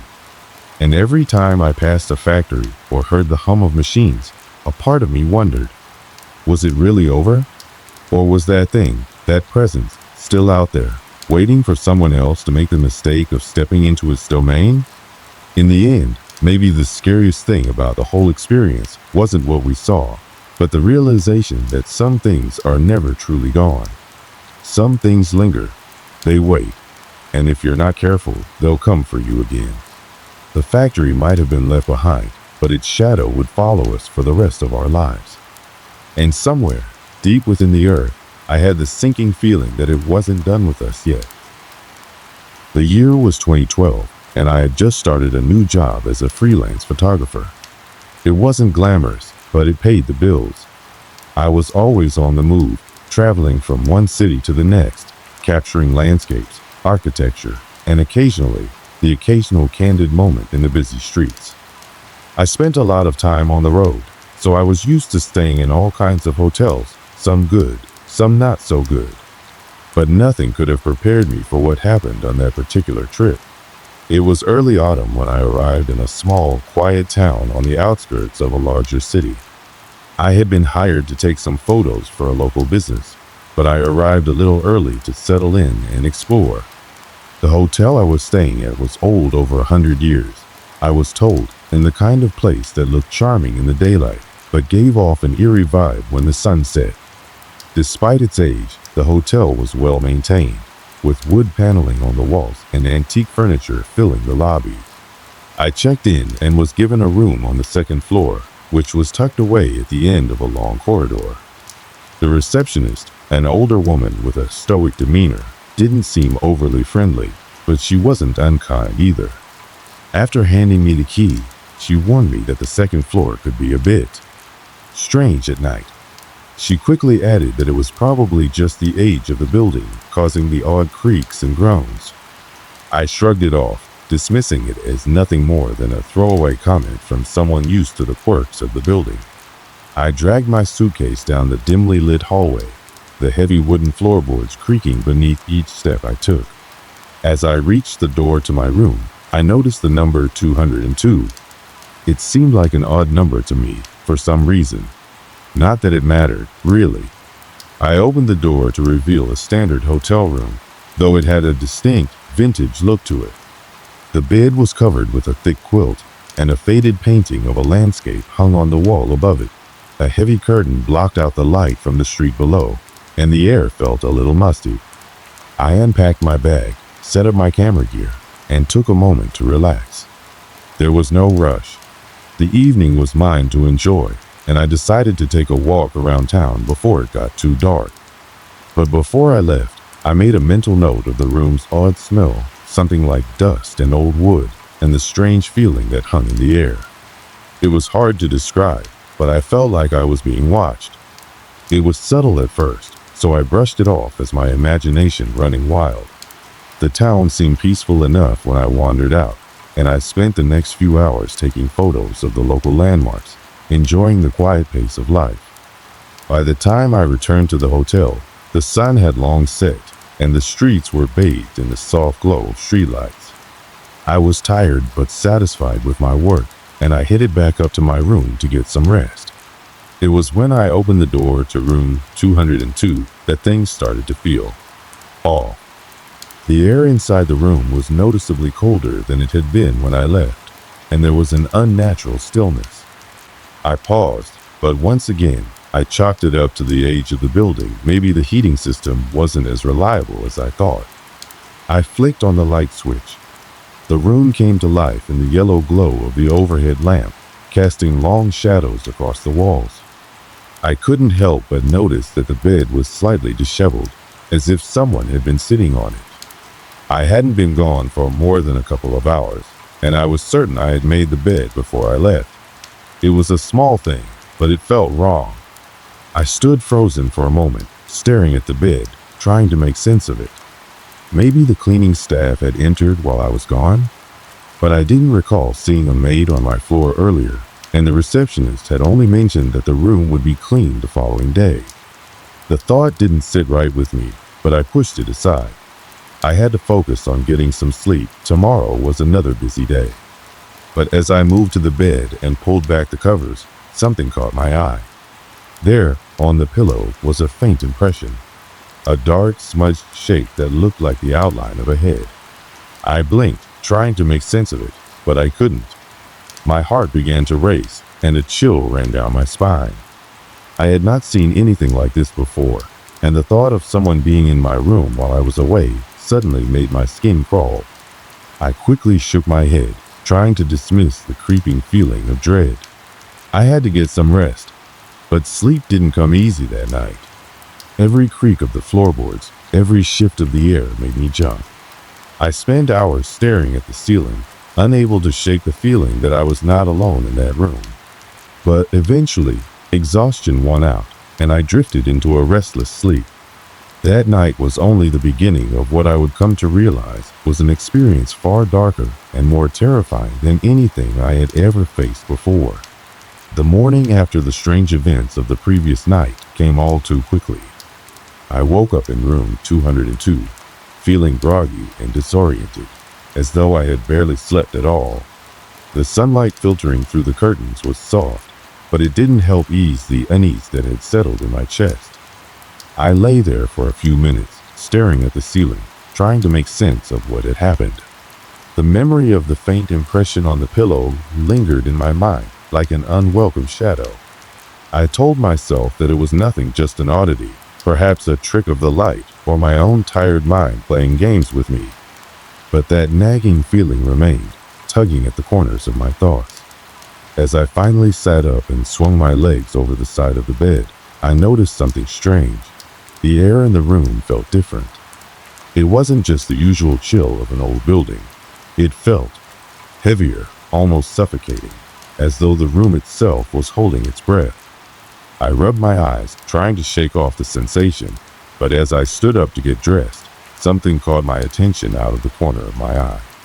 The chair at the small writing desk across the room was positioned differently than it had been when I left the night before. It was angled slightly toward the bed, and the backrest was pressed against the wall, almost as though someone had been sitting in it. I froze. My heart started to race as I processed the sight. I hadn't moved the chair when I left. It had been positioned in the far corner, untouched. I stepped over to it cautiously, my hand reaching out to touch the back of the chair. It was cold, colder than it should have been, and the texture of the fabric felt rougher than I remembered. It was as if it had been recently disturbed, but there was no logical explanation for it. I shook my head and told myself it was nothing. It was just an old hotel after all. The kind of place where things creaked and shifted on their own. I had to stay rational. But that didn't stop the unease from creeping up my spine. I tried to push it aside as I gathered my camera gear and prepared to head out for the day. But even as I moved about the room, getting ready, I couldn't shake the sense that something was off. Every movement, every small sound seemed amplified in the quiet of the room. I had planned to take some photos of the town's landmarks that morning, but as I stepped out of room 202 and into the dim hallway, I couldn't help but feel that I was being watched. The air felt thick and the silence was almost suffocating. I quickly made my way down the hall, my footsteps echoing on the old wooden floor. I tried to push the feeling out of my mind. It was just a hotel. There was nothing to be afraid of. But then something happened that made me stop dead in my tracks. As I passed by the stairwell near the end of the hall, I heard its soft but unmistakable, a faint tapping sound. It wasn't loud, but it was distinct enough to catch my attention. At first, I thought it might be the sound of the wind against the building, but there was something about it that didn't feel right. It was rhythmic, almost like someone was knocking, but it wasn't coming from the direction of the rooms. It was coming from the stairwell. I turned toward the noise, my heart pounding in my chest. I stood there for a moment, frozen, as the tapping continued. I couldn't make out exactly where it was coming from, but it was clear that it wasn't natural. My instincts screamed at me to run, to leave the hotel and never look back. But instead, I found myself slowly walking toward the stairwell. My curiosity got the better of me, and I felt a strange compulsion to investigate. When I reached the base of the stairs, the tapping stopped abruptly. The silence that followed was even more unsettling than the sound itself. I stood there for a moment, trying to gather my bearings. The staircase was dimly lit, with a flickering light bulb hanging above. The shadows seemed to dance on the walls as I took a cautious step toward the stairs, but the air was still. Too still. I leaned over the railing, looking down the stairwell. Nothing. There was no sign of anyone or anything that could have made the noise. I scanned the area again, but it was just the same old wooden steps, the same peeling wallpaper, the same flickering light bulb. The tapping had stopped, and everything seemed normal again. I took a deep breath and decided it was nothing. Just another odd sound in an old building. But as I turned to walk back down the hall to my room, I heard something else, a faint, almost imperceptible whisper. My blood ran cold. It was so quiet that at first I wasn't sure I had actually heard it, but the sensation was unmistakable. A voice, just barely audible, as if someone had been standing right behind me. I spun around, my heart hammering in my chest, but the hallway was empty. No one was there. My pulse raced as I stood there, trying to make sense of what was happening. Was I just imagining things? Was the stress of traveling starting to get to me? But deep down, I knew something wasn't right. There was something in that hotel, something I couldn't see, but it was there watching, waiting. I quickly returned to room 202, locking the door behind me, as if the mere action would somehow protect me from whatever was lurking outside. My hands trembled as I set my camera down and sank into the chair. I tried to focus on the task at hand, editing some of the photos I had taken earlier that morning, but I couldn't shake the feeling that something was terribly wrong. It wasn't until later that night, after I had finished working and was preparing for bed, that I noticed the most unsettling sign yet. I had left the curtains open when I went out earlier, wanting to let in some fresh air, but now they were closed. I had not touched them. They had been open all day, and yet, when I returned to the room, they were drawn shut. I stared at them, my heart pounding in my chest. There was no explanation for it. The windows hadn't been touched, and there was no draft that could have moved them. Yet there they were, completely shut. I couldn't deny it anymore. Something was happening, and it was getting worse. The next few days in room 202 only seemed to make matters worse. What had initially felt like a few strange occurrences gradually transformed into an unnerving pattern. Each morning, I awoke with a sense of dread that grew with every passing hour. The room felt heavier, the air colder, and I couldn't shake the sensation that someone was always just out of sight, watching me. The walls, once an innocuous shade of faded beige, now seemed to pulse with an unnatural stillness, as if the entire building itself was holding its breath. It started innocently enough, with the occasional misplaced object, a book left on the nightstand where I had distinctly placed it on the desk, a towel in the bathroom that was folded differently than I remembered. At first, I brushed it off as carelessness on my part, or perhaps a lingering memory lapse. But by the end of the week, the events had escalated to something far more unsettling. One evening, as I was unpacking my gear after another long day, I heard it again, a soft, rhythmic tapping. This time, however, it wasn't coming from the stairwell. The sound was coming from within the room itself. It was faint at first, just a light, tapping sound against the floor, like fingernails gently drumming on wood. I froze mid-motion, my heart in my throat, listening intently. The tapping continued for several seconds before it abruptly stopped.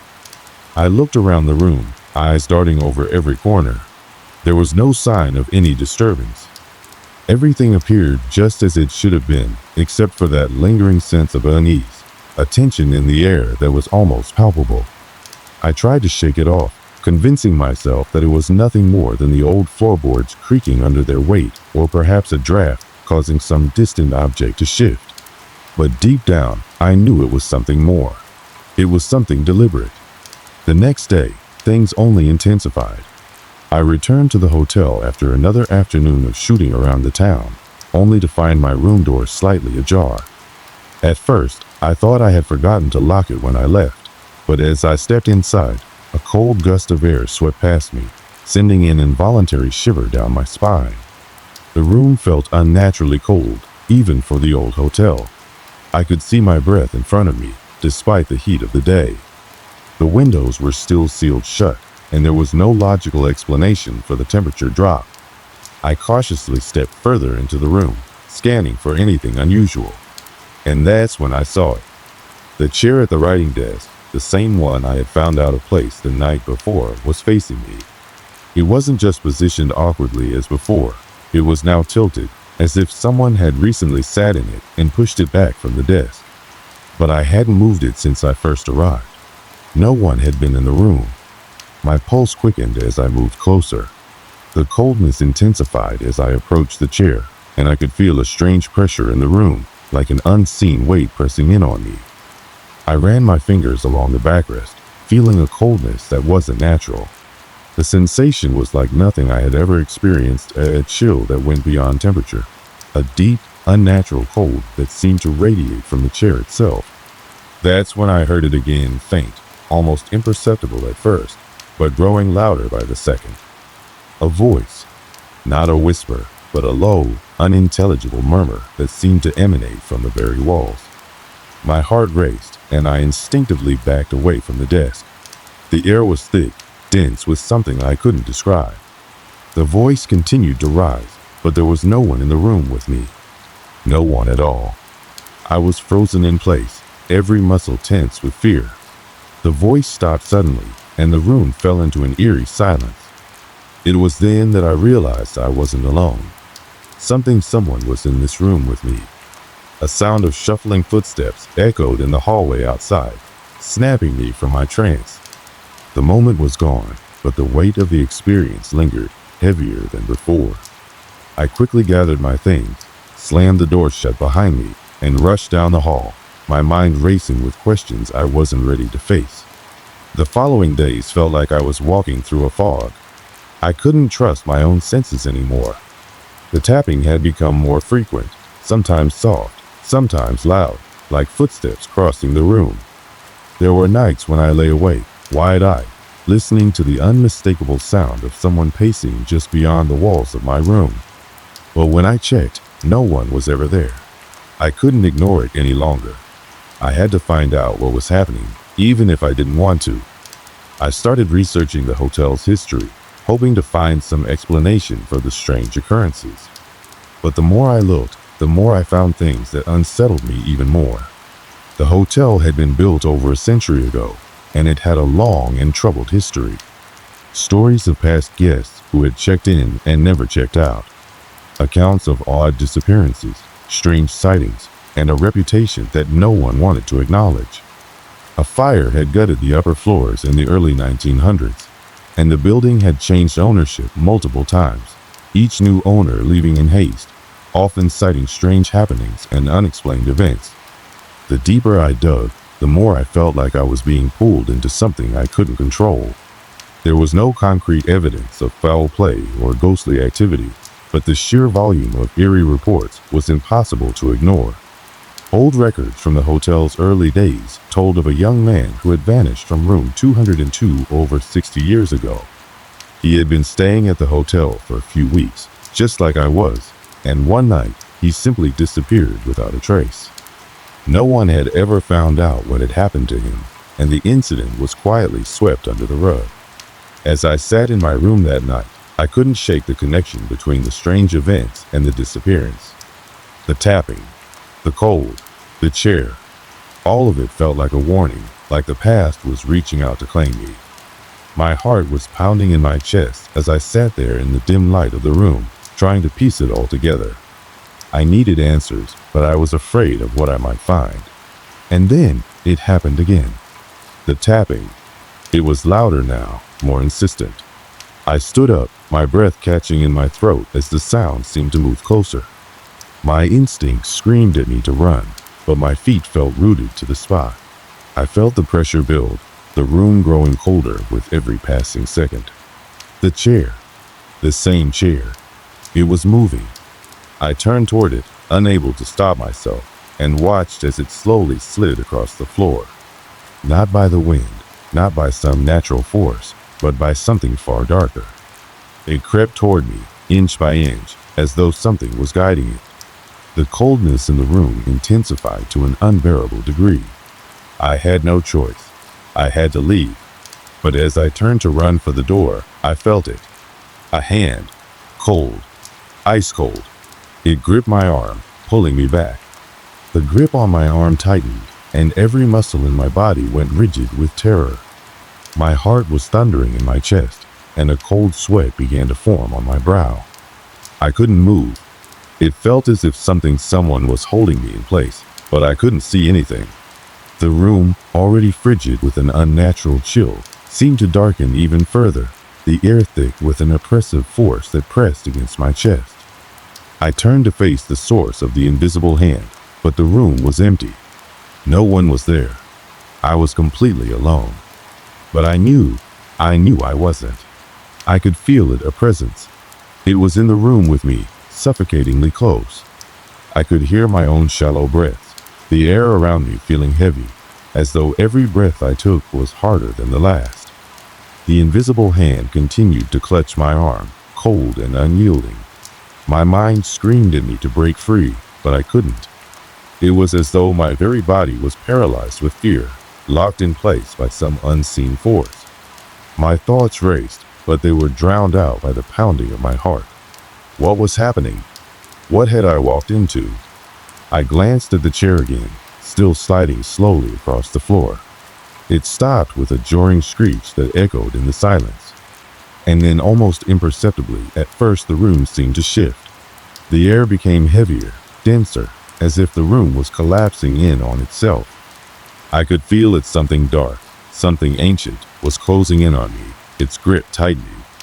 I tried to scream, but my voice was trapped in my throat, stifled by the terror that coursed through me. Panic began to surge through my veins, and instinctively, I wrenched my arm free from the cold grip that held me. I stumbled backward, my foot catching on the edge of the bed. I fell to the ground with a loud crash, but I didn't care. I had to get out. I had to leave the room. But as I tried to scramble to my feet, the door slammed shut with such force that it rattled the walls. I was trapped. The room felt smaller, tighter, as if the very walls were closing in on me. My breath caught in my throat, and for a moment, I thought I was going to suffocate from the pressure. Every inch of me screamed for escape, but the door was locked, and I couldn't move fast enough. I turned back to the chair. It was no longer where it had been.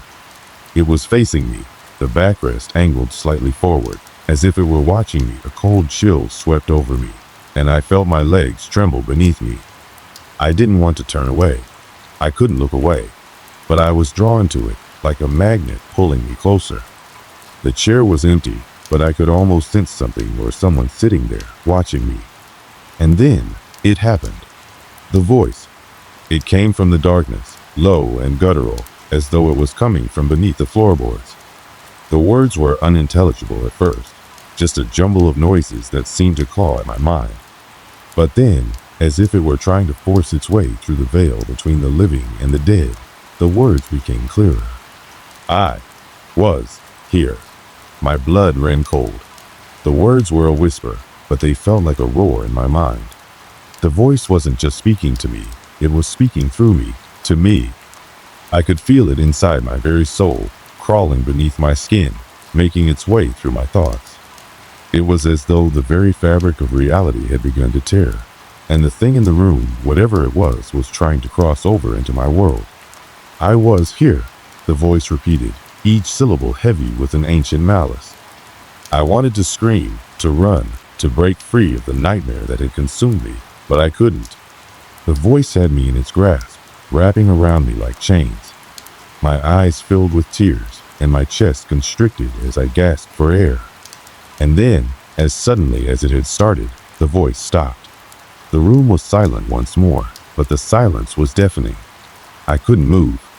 My body felt like lead, my mind swimming in a fog of disbelief. My thoughts raced as I tried to comprehend what had just happened. Was it real? Had I imagined it all? Or was I truly losing my grip on reality? I wanted to leave. I had to leave, but I couldn't. I stood there, trembling, staring at the chair. Something was wrong. I had to know what was happening. I had to understand what was going on. I stumbled toward the writing desk, feeling like I was walking through molasses.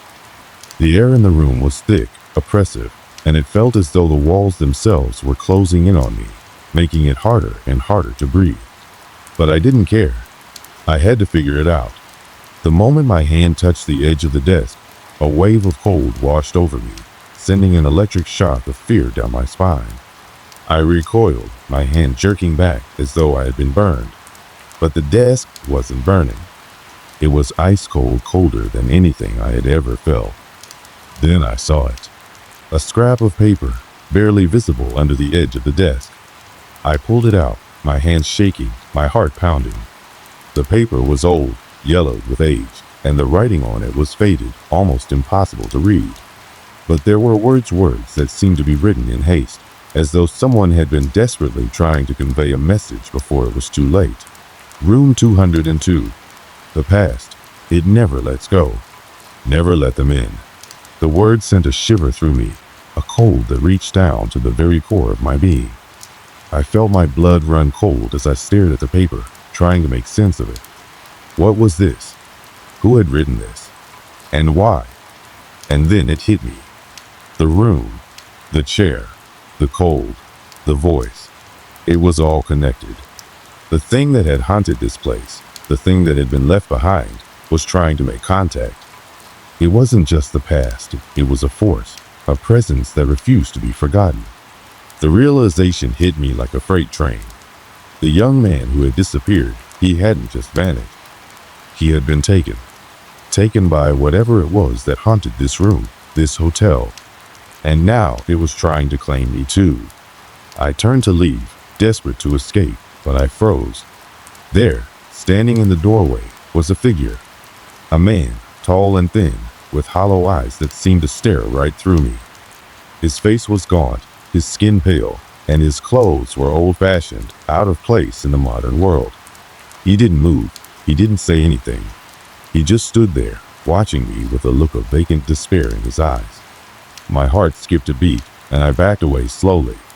My mind screamed at me to run, but my legs wouldn't move. I couldn't breathe. The figure didn't make a sound, but I felt his presence like a weight on my chest, suffocating me, pulling me closer. I knew in that moment that I had come face to face with the past, the man who had disappeared all those years ago. And he wasn't the only one. The room was full now, full of shadows, full of voices, full of the forgotten souls that had been trapped here, doomed to wander, lost to time. I could hear their whispers, low and mournful, scratching at the edges of my mind, begging for release. But there would be no release. I was never going to leave this room. The past had come for me, just as it had come for so many others before me.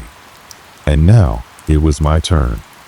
My body was stiff, frozen in fear, my limbs unable to obey the desperate commands of my mind.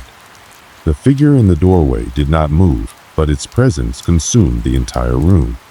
I felt the walls closing in even further, and the weight of the spirits that lingered in this cursed space pressed down on me like a vice. Every breath felt like a battle, each one harder to take than the last. I had to escape. There was no time to think, no time to wonder what had happened to the others who had come before me. The realization that I was trapped in this room, just as they had been, hit me like a wave crashing over me. I was not just a witness to something terrifying, I was now a part of it, woven into the fabric of the hotel's dark history. But somehow, my body responded, my legs moved, albeit weakly. My eyes never left the figure in the doorway, but I stumbled toward the door. My fingers grazed the doorknob, cold and clammy, as though it, too, had been touched by the presence of whatever lingered in this place. I didn't dare look back. I didn't want to see what I knew was there. The door creaked open, its slow movement almost mocking me. A chill breeze seemed to seep in from the hallway, an unnatural cold that made the hairs on my neck stand on end.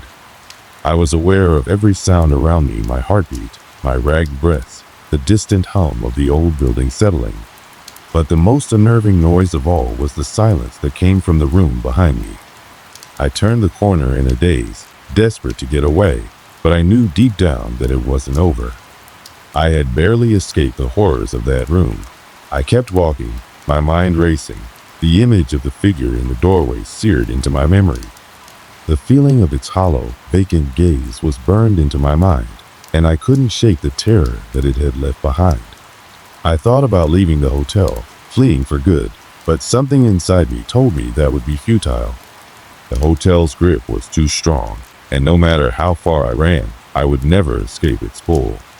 I had to face what had happened here, had to unravel the mystery of the disappearances, or I would be consumed just like the others.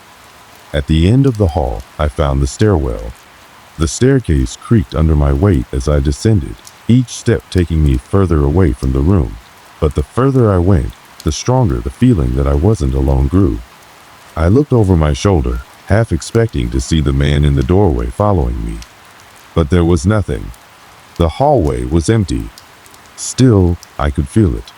The hotel's presence, the oppressive weight that pressed against my chest, remained with me, even in the sterile, dimly lit stairwell. I reached the ground floor, my breath still shallow, but I didn't stop. I made my way toward the front door, my mind telling me to get out, to never look back. But as I approached the exit, a strange unease took hold.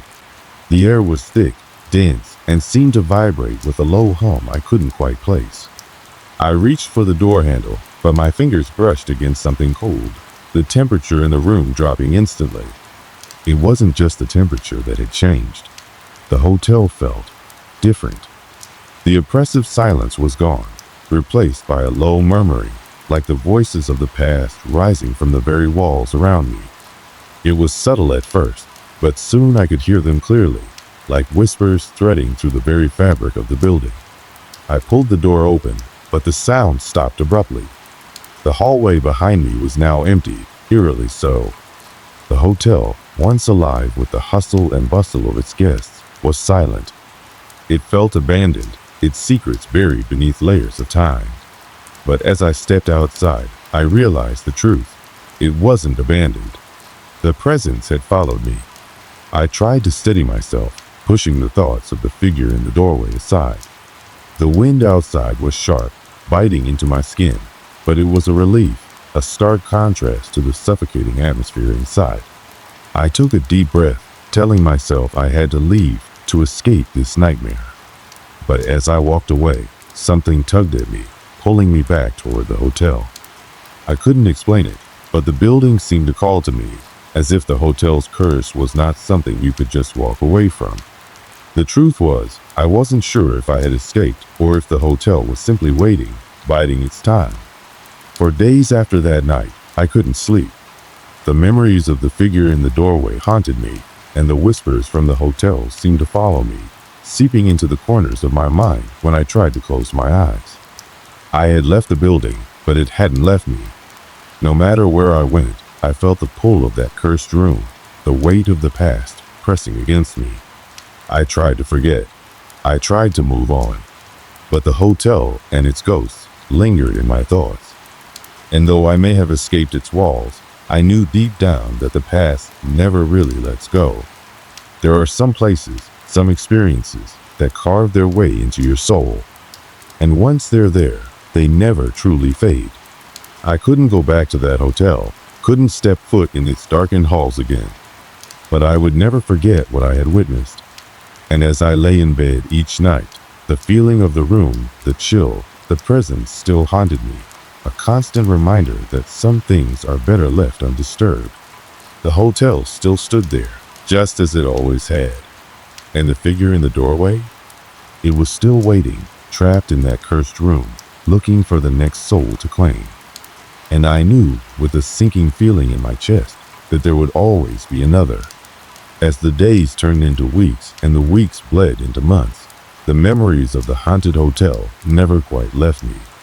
I tried to push it all aside, to bury the images of the figure in the doorway and the whispers that echoed through the walls. But no matter how much I tried, the weight of the experience clung to me, an ever-present shadow in the back of my mind. It was as though I had walked away from the hotel, but it had never truly let go of me. I would often find myself staring at the same four walls of my apartment, my mind replaying the moments in that cursed room. The figure, the cold, the strange, unsettling noises, it was all there, in vivid detail, haunting my thoughts at the most unexpected times. It wasn't just the hotel that had left its mark on me. It was the sense of helplessness, the knowledge that there were forces in the world beyond our understanding. It made everything else feel so insignificant, so fragile. I couldn't shake the feeling that I was being watched. Sometimes I'd turn around, convinced someone was standing behind me, only to find nothing but empty space. At night, when the silence of my apartment settled in, I would hear faint sounds, like footsteps echoing down a hallway. A low thud that would make my heart race. I'd tell myself it was nothing, just the creaks of an old building or the wind outside. But I knew deep down that it wasn't. The hotel's presence still clung to me, threading itself into the fabric of my everyday life. I had told no one about what had happened in that room. I had thought about sharing it with friends, with family, but I couldn't. They would never believe me. Even as I recalled the events in my mind, it seemed impossible, like something that belonged to another world, one where the laws of reality didn't quite apply. How could I explain the figure that stood at the door, the feeling of being trapped in a room with something far beyond my comprehension? And yet, Despite everything, there was one thing I couldn't deny. The hotel had left its mark on me. It had changed me in ways I couldn't fully understand. It wasn't just about what I had experienced in that room, but the truth that had become clear to me in the days after. There was a darkness in this world, an ancient, unexplainable force that existed just beneath the surface of our daily lives. It wasn't something you could escape from by simply walking away. Once it touched you, it stayed with you, a lingering presence, like a scar that never quite healed. It wasn't until months later that I learned the truth about the hotel. I was sitting at a bar one evening, nursing a drink, when I overheard a conversation between two strangers. They spoke about the hotel, its history, and the countless people who had stayed there over the years. I wasn't sure if they were aware of the truth, or if they were simply gossiping, but the things they said chilled me to my core. Apparently, the hotel had a dark past, one that stretched back generations. Before it became a hotel, it had been a grand mansion owned by a wealthy family who had mysteriously vanished without a trace. No one knew what had happened to them, but the mansion had been abandoned for years before it was repurposed. Some said the family had met a gruesome end, their spirits trapped within the walls of the building, seeking vengeance on anyone who dared to stay there. Others spoke of strange disappearances, guests who checked in and were never seen again. Some said the hotel was cursed. Others claimed it was haunted by the restless souls of the family who had once lived there. And yet, despite the stories, the hotel had continued to attract guests, each of them unaware of the terrible history that lay hidden within its walls. The more I heard, the more I realized that I hadn't been the only one to experience something terrible in that room. Others had walked through the same hallways, faced the same horrors, and walked away if they were lucky. And those who didn't, well, their fates were left to the imagination. I had to know more. I began digging, looking for any information I could find about the hotel's past, the family, the disappearances. But the deeper I went, the more I found myself tangled in a web of unsettling truths. There were whispers of strange rituals, of dark forces that had been awakened within those walls, and of people who had vanished under mysterious circumstances. The more I uncovered, the more I realized that the hotel wasn't just a place. It was a portal, a threshold between worlds, where the living and the dead could interact, where dark spirits could cross over and claim the souls of the unsuspecting. But the most unsettling thing I discovered was the realization that the hotel wasn't just a place with a dark history. It was alive, in a way. It had a consciousness, a will of its own, and it knew who had entered its doors. It knew the ones who were marked, who were fated to become a part of its cursed legacy. And I knew in my heart that I had been chosen, just like those before me, to become a part of its never-ending cycle. I still don't know what happened to me that night. I don't know if the figure in the doorway was a ghost, a manifestation of the hotel's curse, or something far worse. All I know is that it left its mark on me, and no matter where I go, I will never be able to escape its pull. I've tried to move on. I've tried to forget about the hotel, about the chilling encounter that nearly destroyed me. But every time I close my eyes, I can see that door. I can hear the faint whispers in the background, calling me back to the place where it all began. And though I'm far away now, I know that the hotel will always be there, waiting for the next soul to wander into its grasp. And so, my story ends here. But remember this. Some places don't just hold the memories of those who lived and died within them. They hold the very essence of their souls, trapped in an endless loop, forever bound to the land they once inhabited. And there are some places where once you step inside, you can never truly leave. Good night, my fellow story seekers. Sleep well, but keep the lights on. You never know what might be lurking in the dark. I was living a pretty ordinary life, if I'm being honest. Nothing too exciting, nothing too out of the ordinary, but I wasn't complaining. My daily routine consisted of work, an occasional visit to the gym, and evenings spent at home with a book or catching up on TV shows. I wasn't married, but I had a group of close friends who kept me company whenever I wanted to get out of the house. It was a simple life, but it was mine. It was late autumn, the days were getting shorter, and the cool, crisp air had already settled in. The neighborhood was quiet, with only the occasional sound of leaves rustling in the wind. I lived in a small suburban town where everybody knew everybody, or at least that's how it seemed. There wasn't much in terms of excitement. Most days I'd find myself wandering down to the local coffee shop, sitting by the window, sipping a latte while watching the rain hit the pavement. It was peaceful, almost too peaceful. My apartment was in a building that was getting a bit old, but it still had a charm to it that I liked. The brick walls, the wooden floors, and the old-fashioned radiators that creaked every now and then added to the character. My windows faced the street, so I could watch people pass by, but it was a small, inconspicuous street. I didn't expect anything out of the ordinary to happen here. It was the kind of place where the most exciting thing was a package left at your door, and even that didn't seem worth much of a second glance.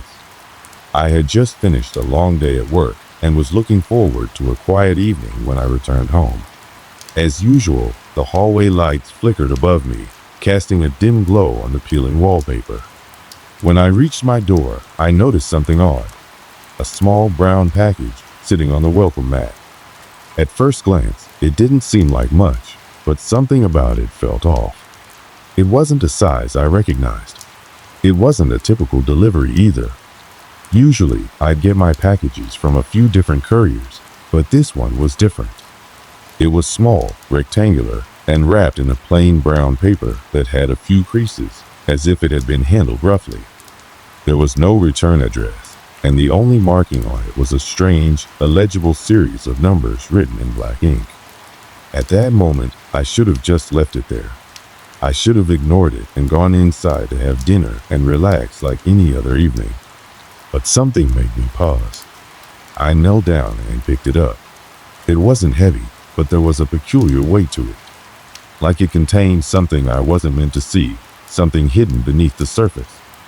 I glanced around, but there was nobody in sight. No one to ask if they knew where the package had come from. No sign of anyone dropping it off. It didn't make any sense. Still, I couldn't leave it there.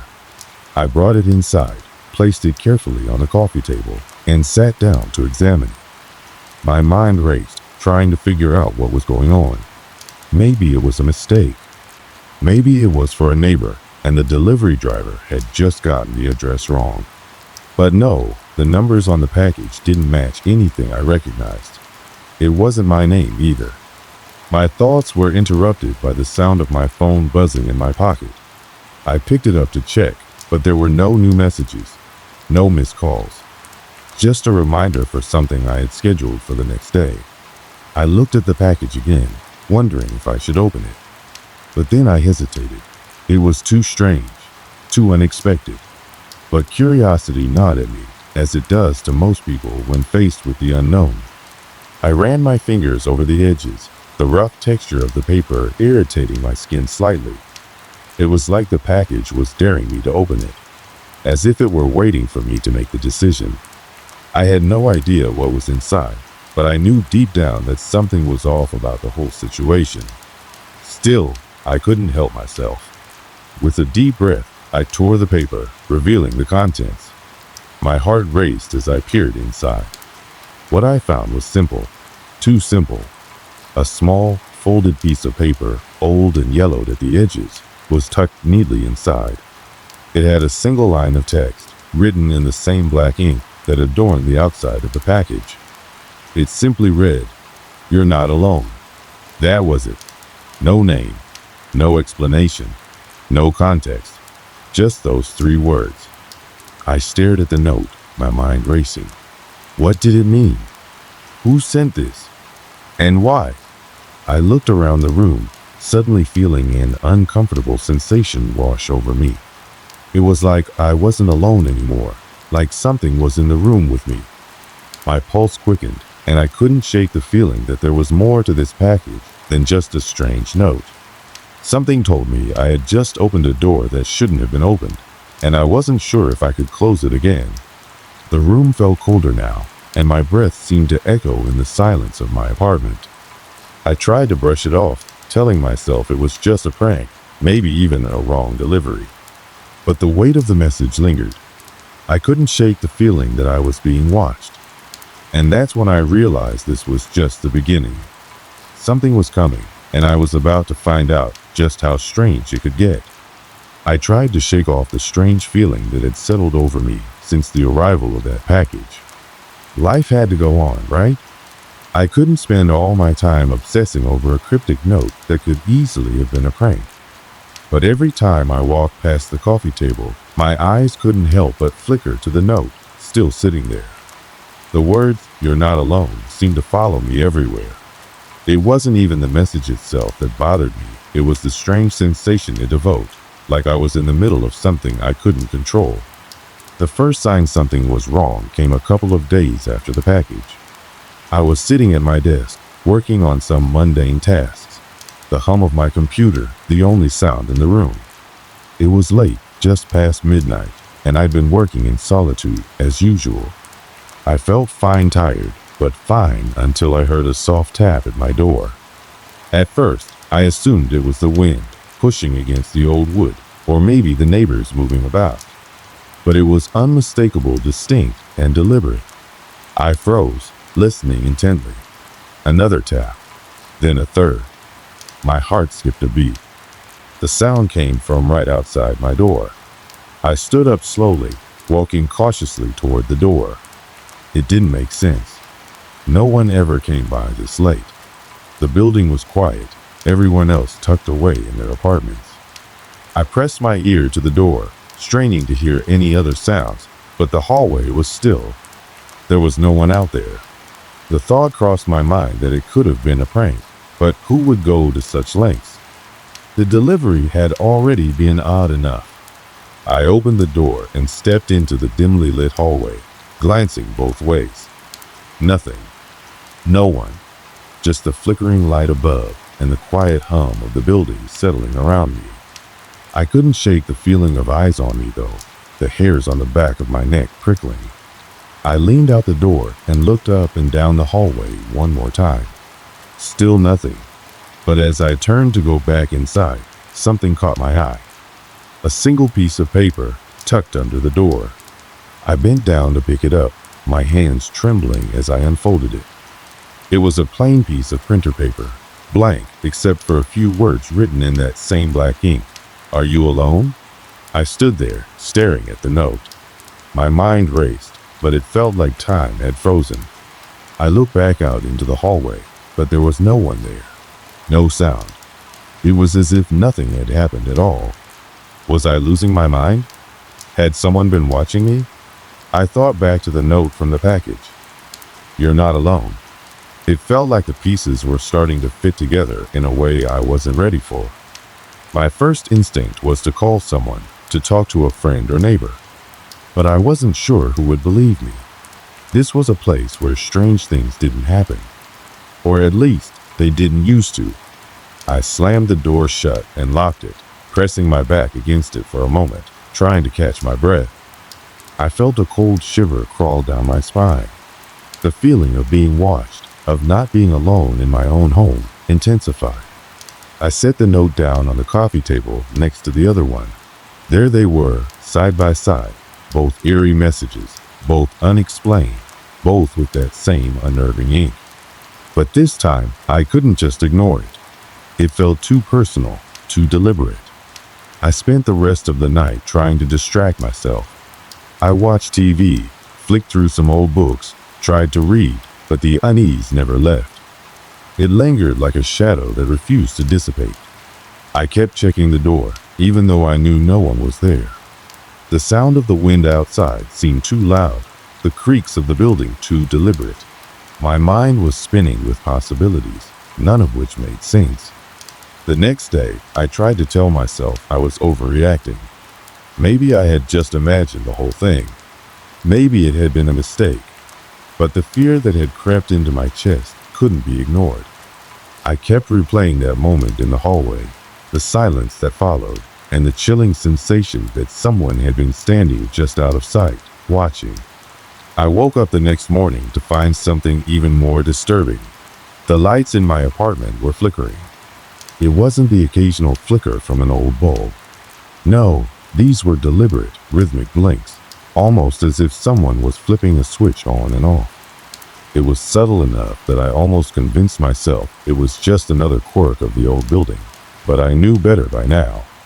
I turned the lights off and back on, trying to see if it would stop, but they continued to flicker. The sound of the electricity buzzing filled the room. There was no storm outside, no power outages, no obvious explanation for the malfunction. It felt like the walls were closing in on me, like the building itself was alive, pushing back against me, sending me a message I didn't want to understand.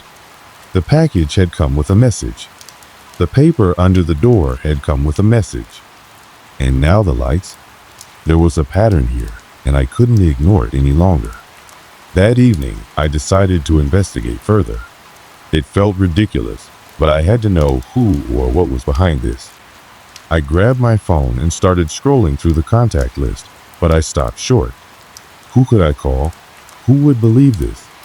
I had no evidence, just a collection of strange occurrences that didn't seem to add up.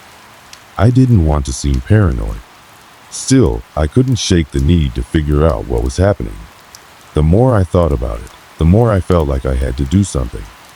I thought about going outside, maybe checking the other apartments, seeing if anyone else had experienced anything strange.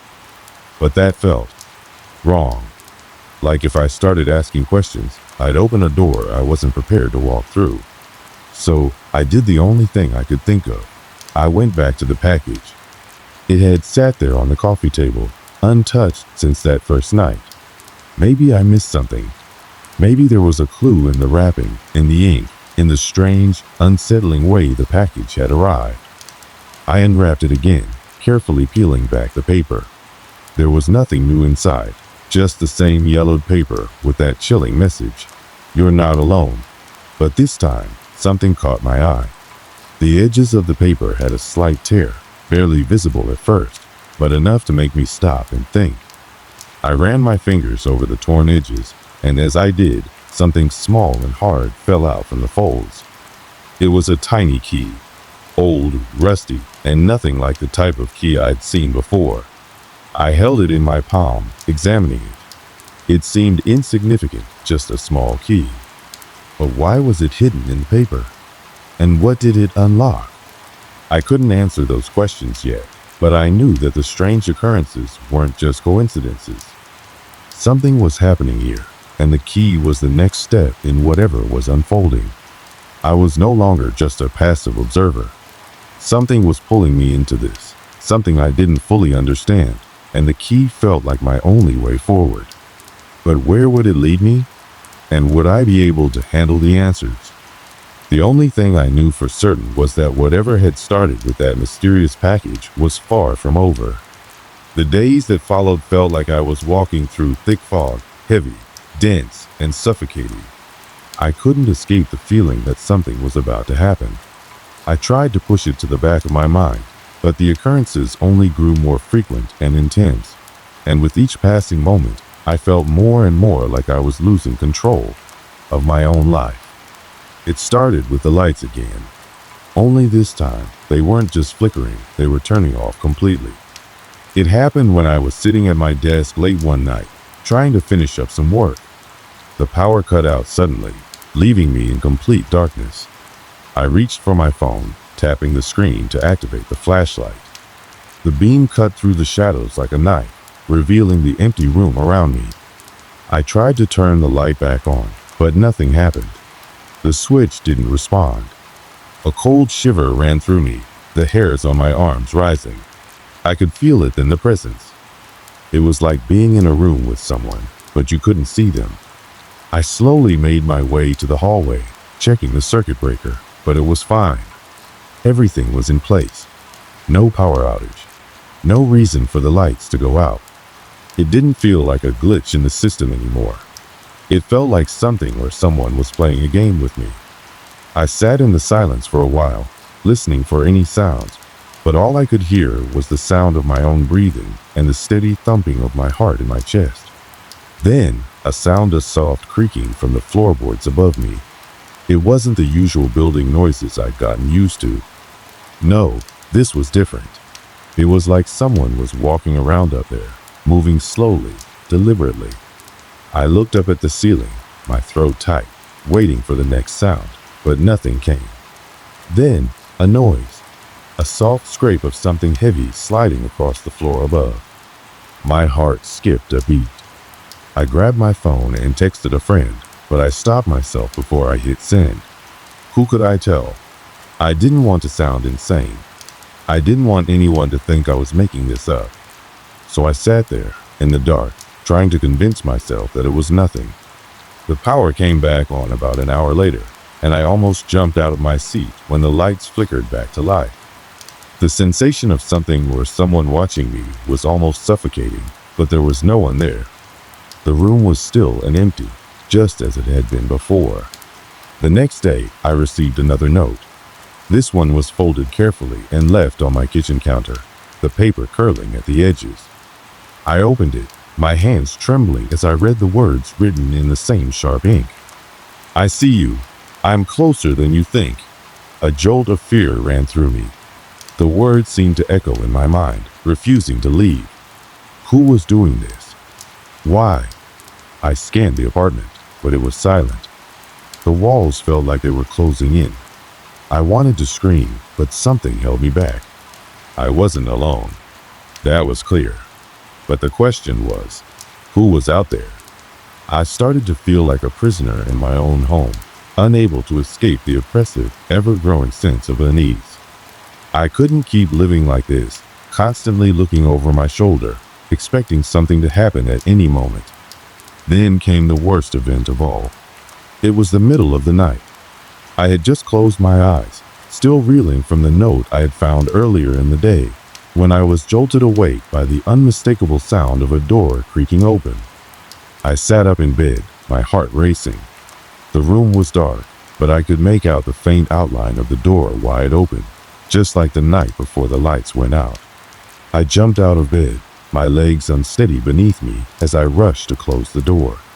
But when I reached it, I froze.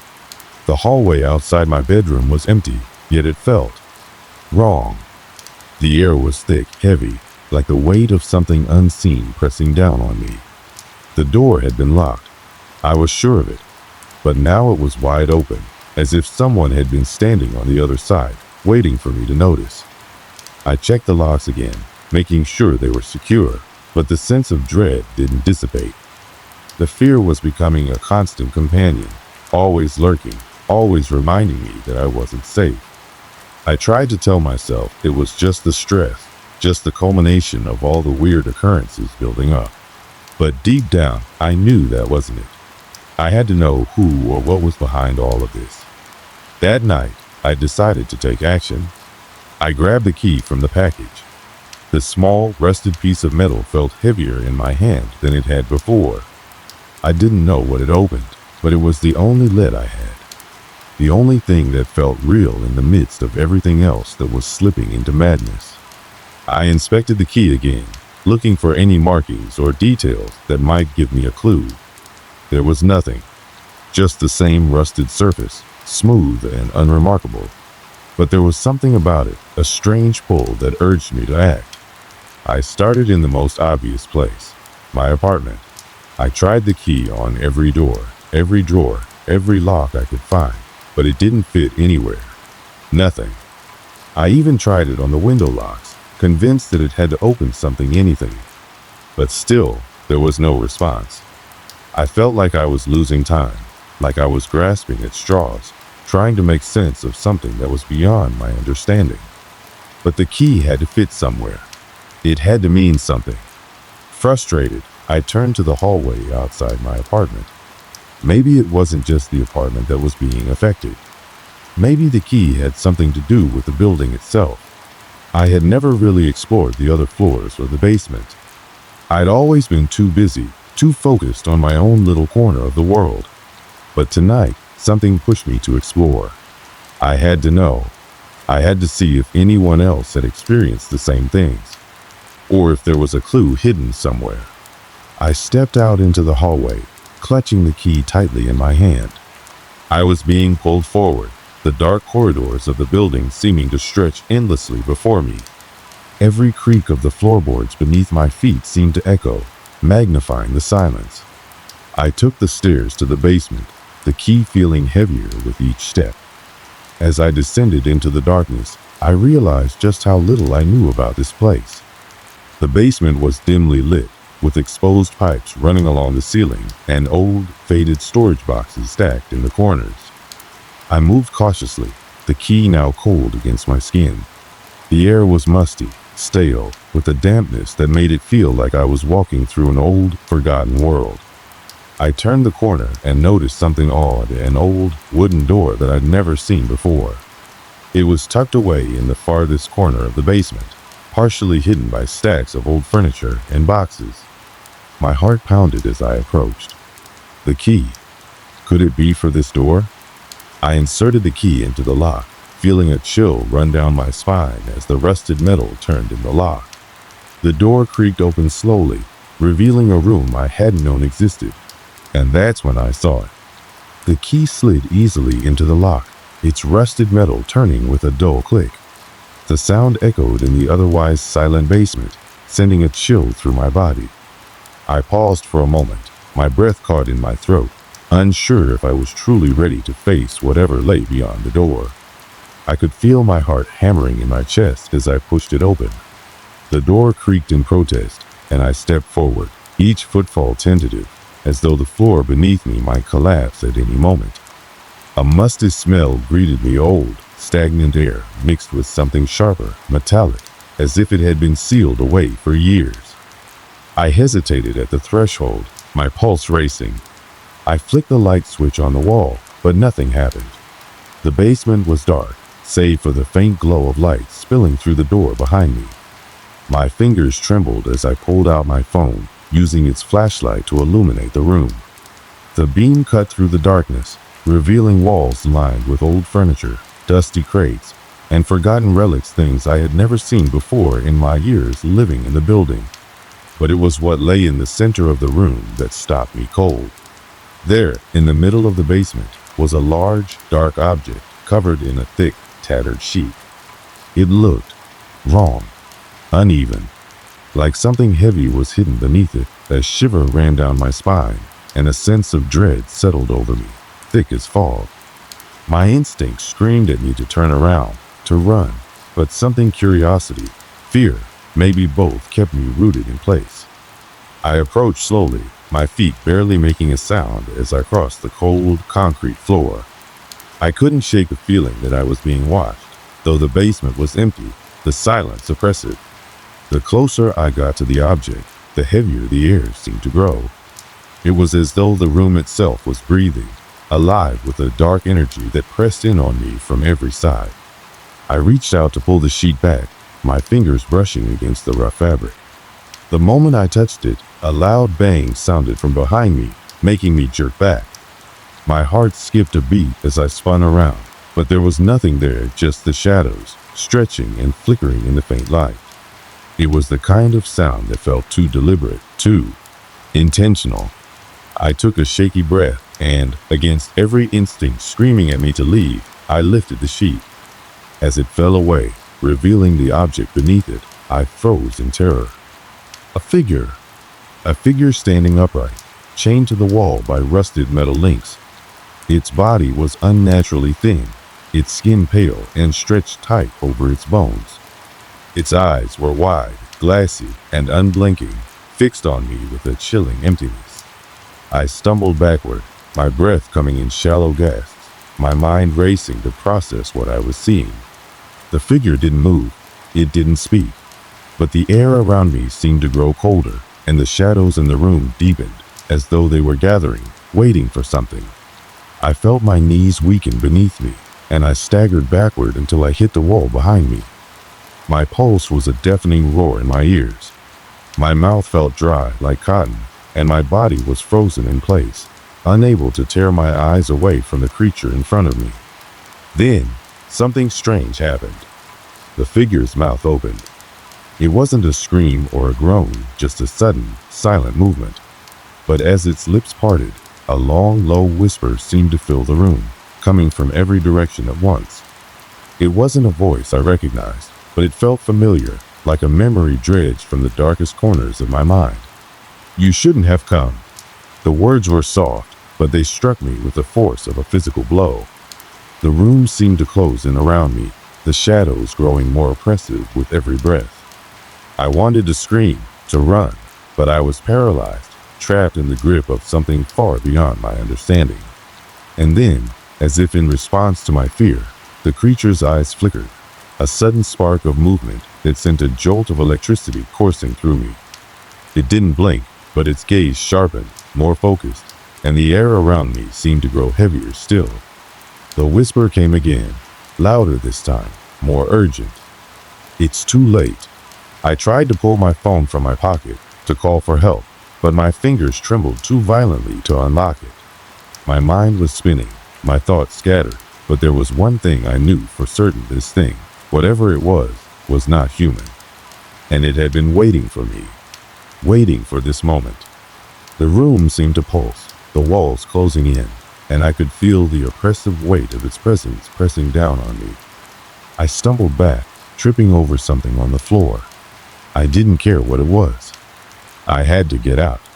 I had to run. But as I turned to flee, the door slammed shut, trapping me in the basement with the figure. The air felt suffocating, thick with something ancient, something vile. Panic surged through me as I ran to the door, my hands scrabbling at the knob, but it wouldn't budge. It was locked from the outside. I turned back to face the figure, my breath ragged and desperate. "Who are you?" The question left my lips before I could stop myself, but I already knew that it wasn't a simple question. The answer didn't matter. What mattered was that I was here, and it was too late. The whisper came again, and this time it felt like a command. Run. I didn't need to be told twice. I bolted for the farthest corner of the room, my heart hammering in my chest, my lungs burning for air. I had no idea where I was going, no idea how I was going to escape. The basement seemed to stretch endlessly in front of me, the walls closing in, the darkness thickening like smoke. But then, just as quickly as it had started, the oppressive air vanished. The shadows receded. The creature stopped whispering. I didn't dare stop to look back. I stumbled up the stairs, my legs shaking with the effort of putting one foot in front of the other. I could hear the faint echo of my breath, the sound of my feet on the stairs, and then silence. When I reached the door to the basement, I flung it open, not caring that it was still dark outside. The cool night air hit me like a slap to the face. I was outside, finally free. I took a deep breath, the air filling my lungs, but it didn't help. The building behind me loomed large, silent, and foreboding. I didn't know what had happened down there. I didn't know what the thing was or why it was there, waiting for me. But I knew one thing for certain. I had uncovered something that should have remained buried. I couldn't stay in that building any longer. As I stood in the cool night air, my legs trembling and my mind reeling, I realized that the nightmare wasn't over. I didn't sleep that night. I couldn't. Every time I closed my eyes, all I could see were those cold, lifeless eyes staring back at me. The figure in the basement, the whisper in my ear, the overwhelming presence, it all replayed in my mind like a twisted nightmare that refused to let go. I didn't know what had happened down there, but I knew one thing with certainty. Whatever it was far from over. By morning, I had packed a few bags, just enough to get me through a few days. I wasn't sticking around to try and make sense of things. There were too many unanswered questions. What was that thing in the basement? Why was it chained? Who or what had left that sinister package on my doorstep? I drove aimlessly for hours, the road stretching out before me like a blur of asphalt and trees. I didn't have a destination in mind, only the need to get as far away from that place as possible. The creeping sense of dread hadn't lifted. If anything, it had grown heavier, suffocating me from within. Every time I looked in the rearview mirror, I half expected to see someone lurking in the distance, following me. But the road behind me was always empty. The wind outside howled like a warning, as if the earth itself was urging me to turn back. I couldn't, though. I wouldn't. The drive seemed endless. Hours passed, and still I hadn't found any peace. The shadows of that place followed me, creeping into every corner of my mind, whispering their dark secrets. Even in the sunlight, the air felt thick with unease. Eventually, I found myself at a small, run-down motel on the outskirts of town. It looked like the kind of place people went to forget fitting, considering what I was running from. I parked the car and walked up to the front desk, where an elderly woman with tired eyes greeted me. "Room for one?" she asked, her voice soft, almost too soft, as though she knew there was more to my story than I was letting on. I nodded, handing her some cash for a few nights. The key she handed me was old, with a plastic tag that looked like it was straight from the 1970s. The room was as dreary as the rest of the place. A single bed, a cracked lamp, and a small window that looked out onto the street. The stale smell of bleach and disinfectant filled the air, making it hard to breathe. I threw my bag onto the bed, my eyes scanning the room nervously, but there was nothing to see. I locked the door behind me and sat down at the small table in the corner, my hands shaking as I fumbled with my phone. I called the number I had saved the night before, someone who might be able to help. Someone who might have answers.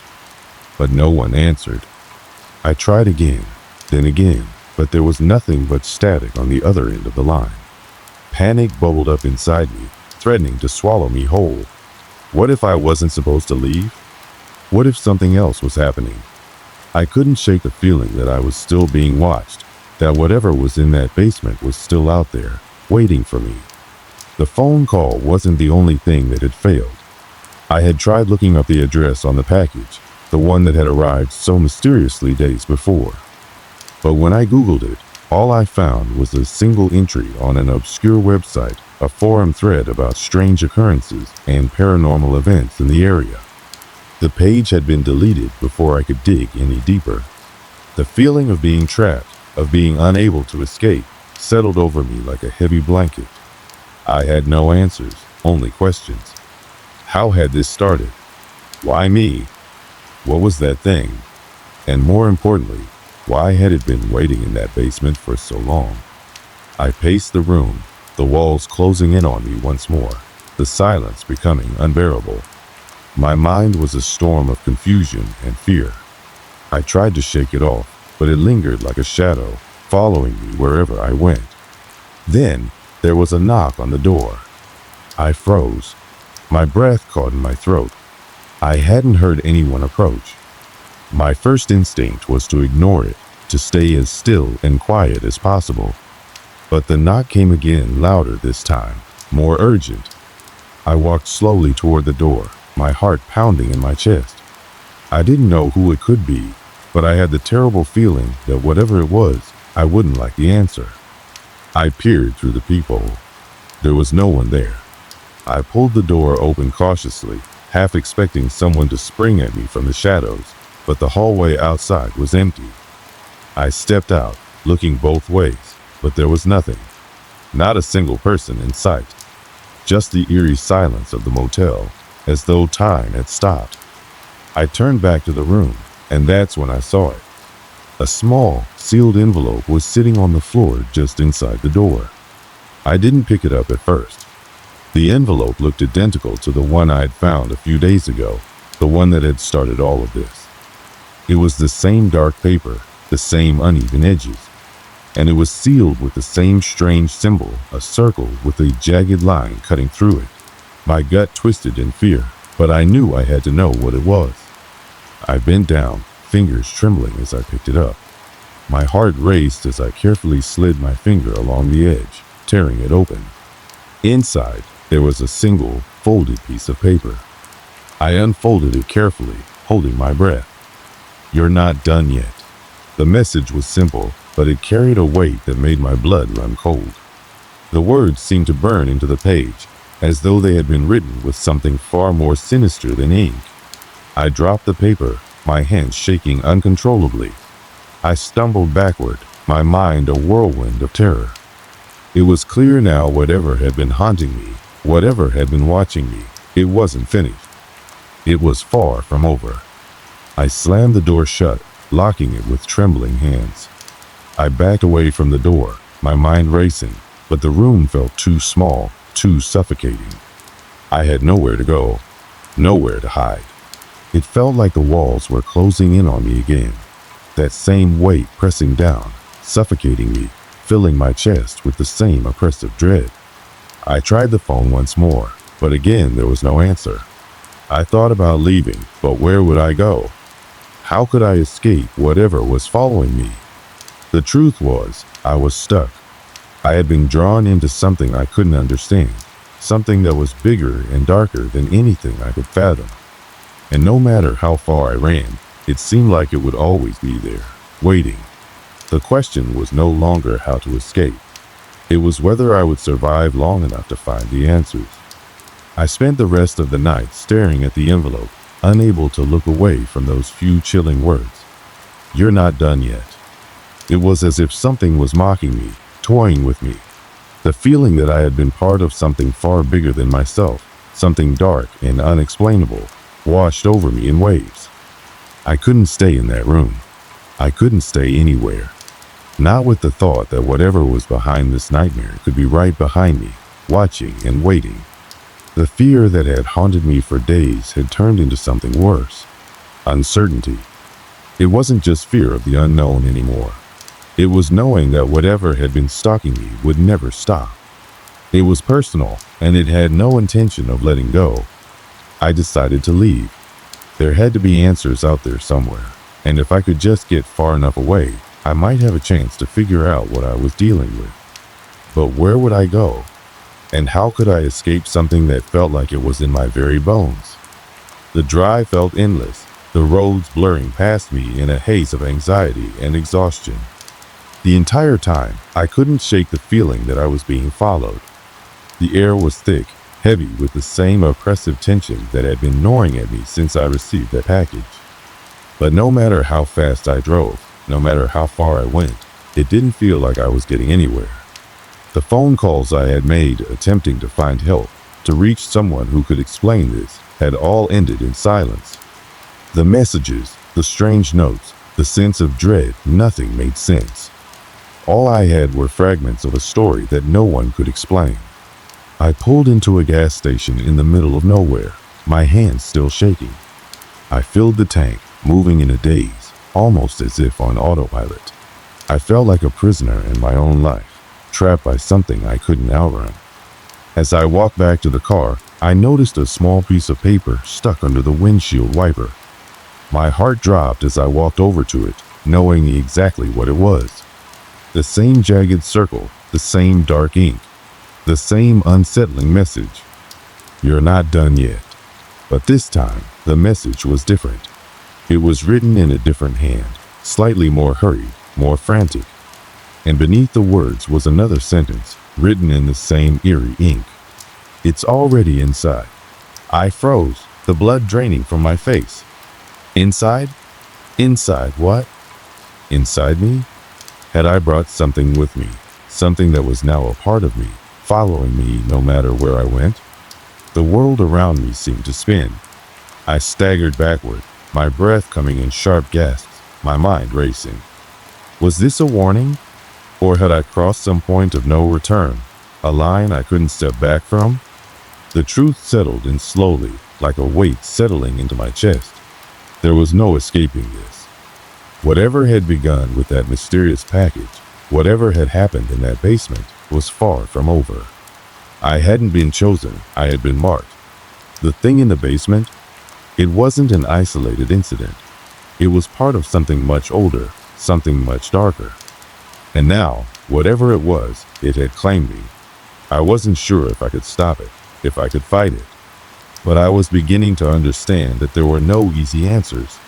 It wasn't about running anymore. It was about surviving. I got back into my car and started driving again.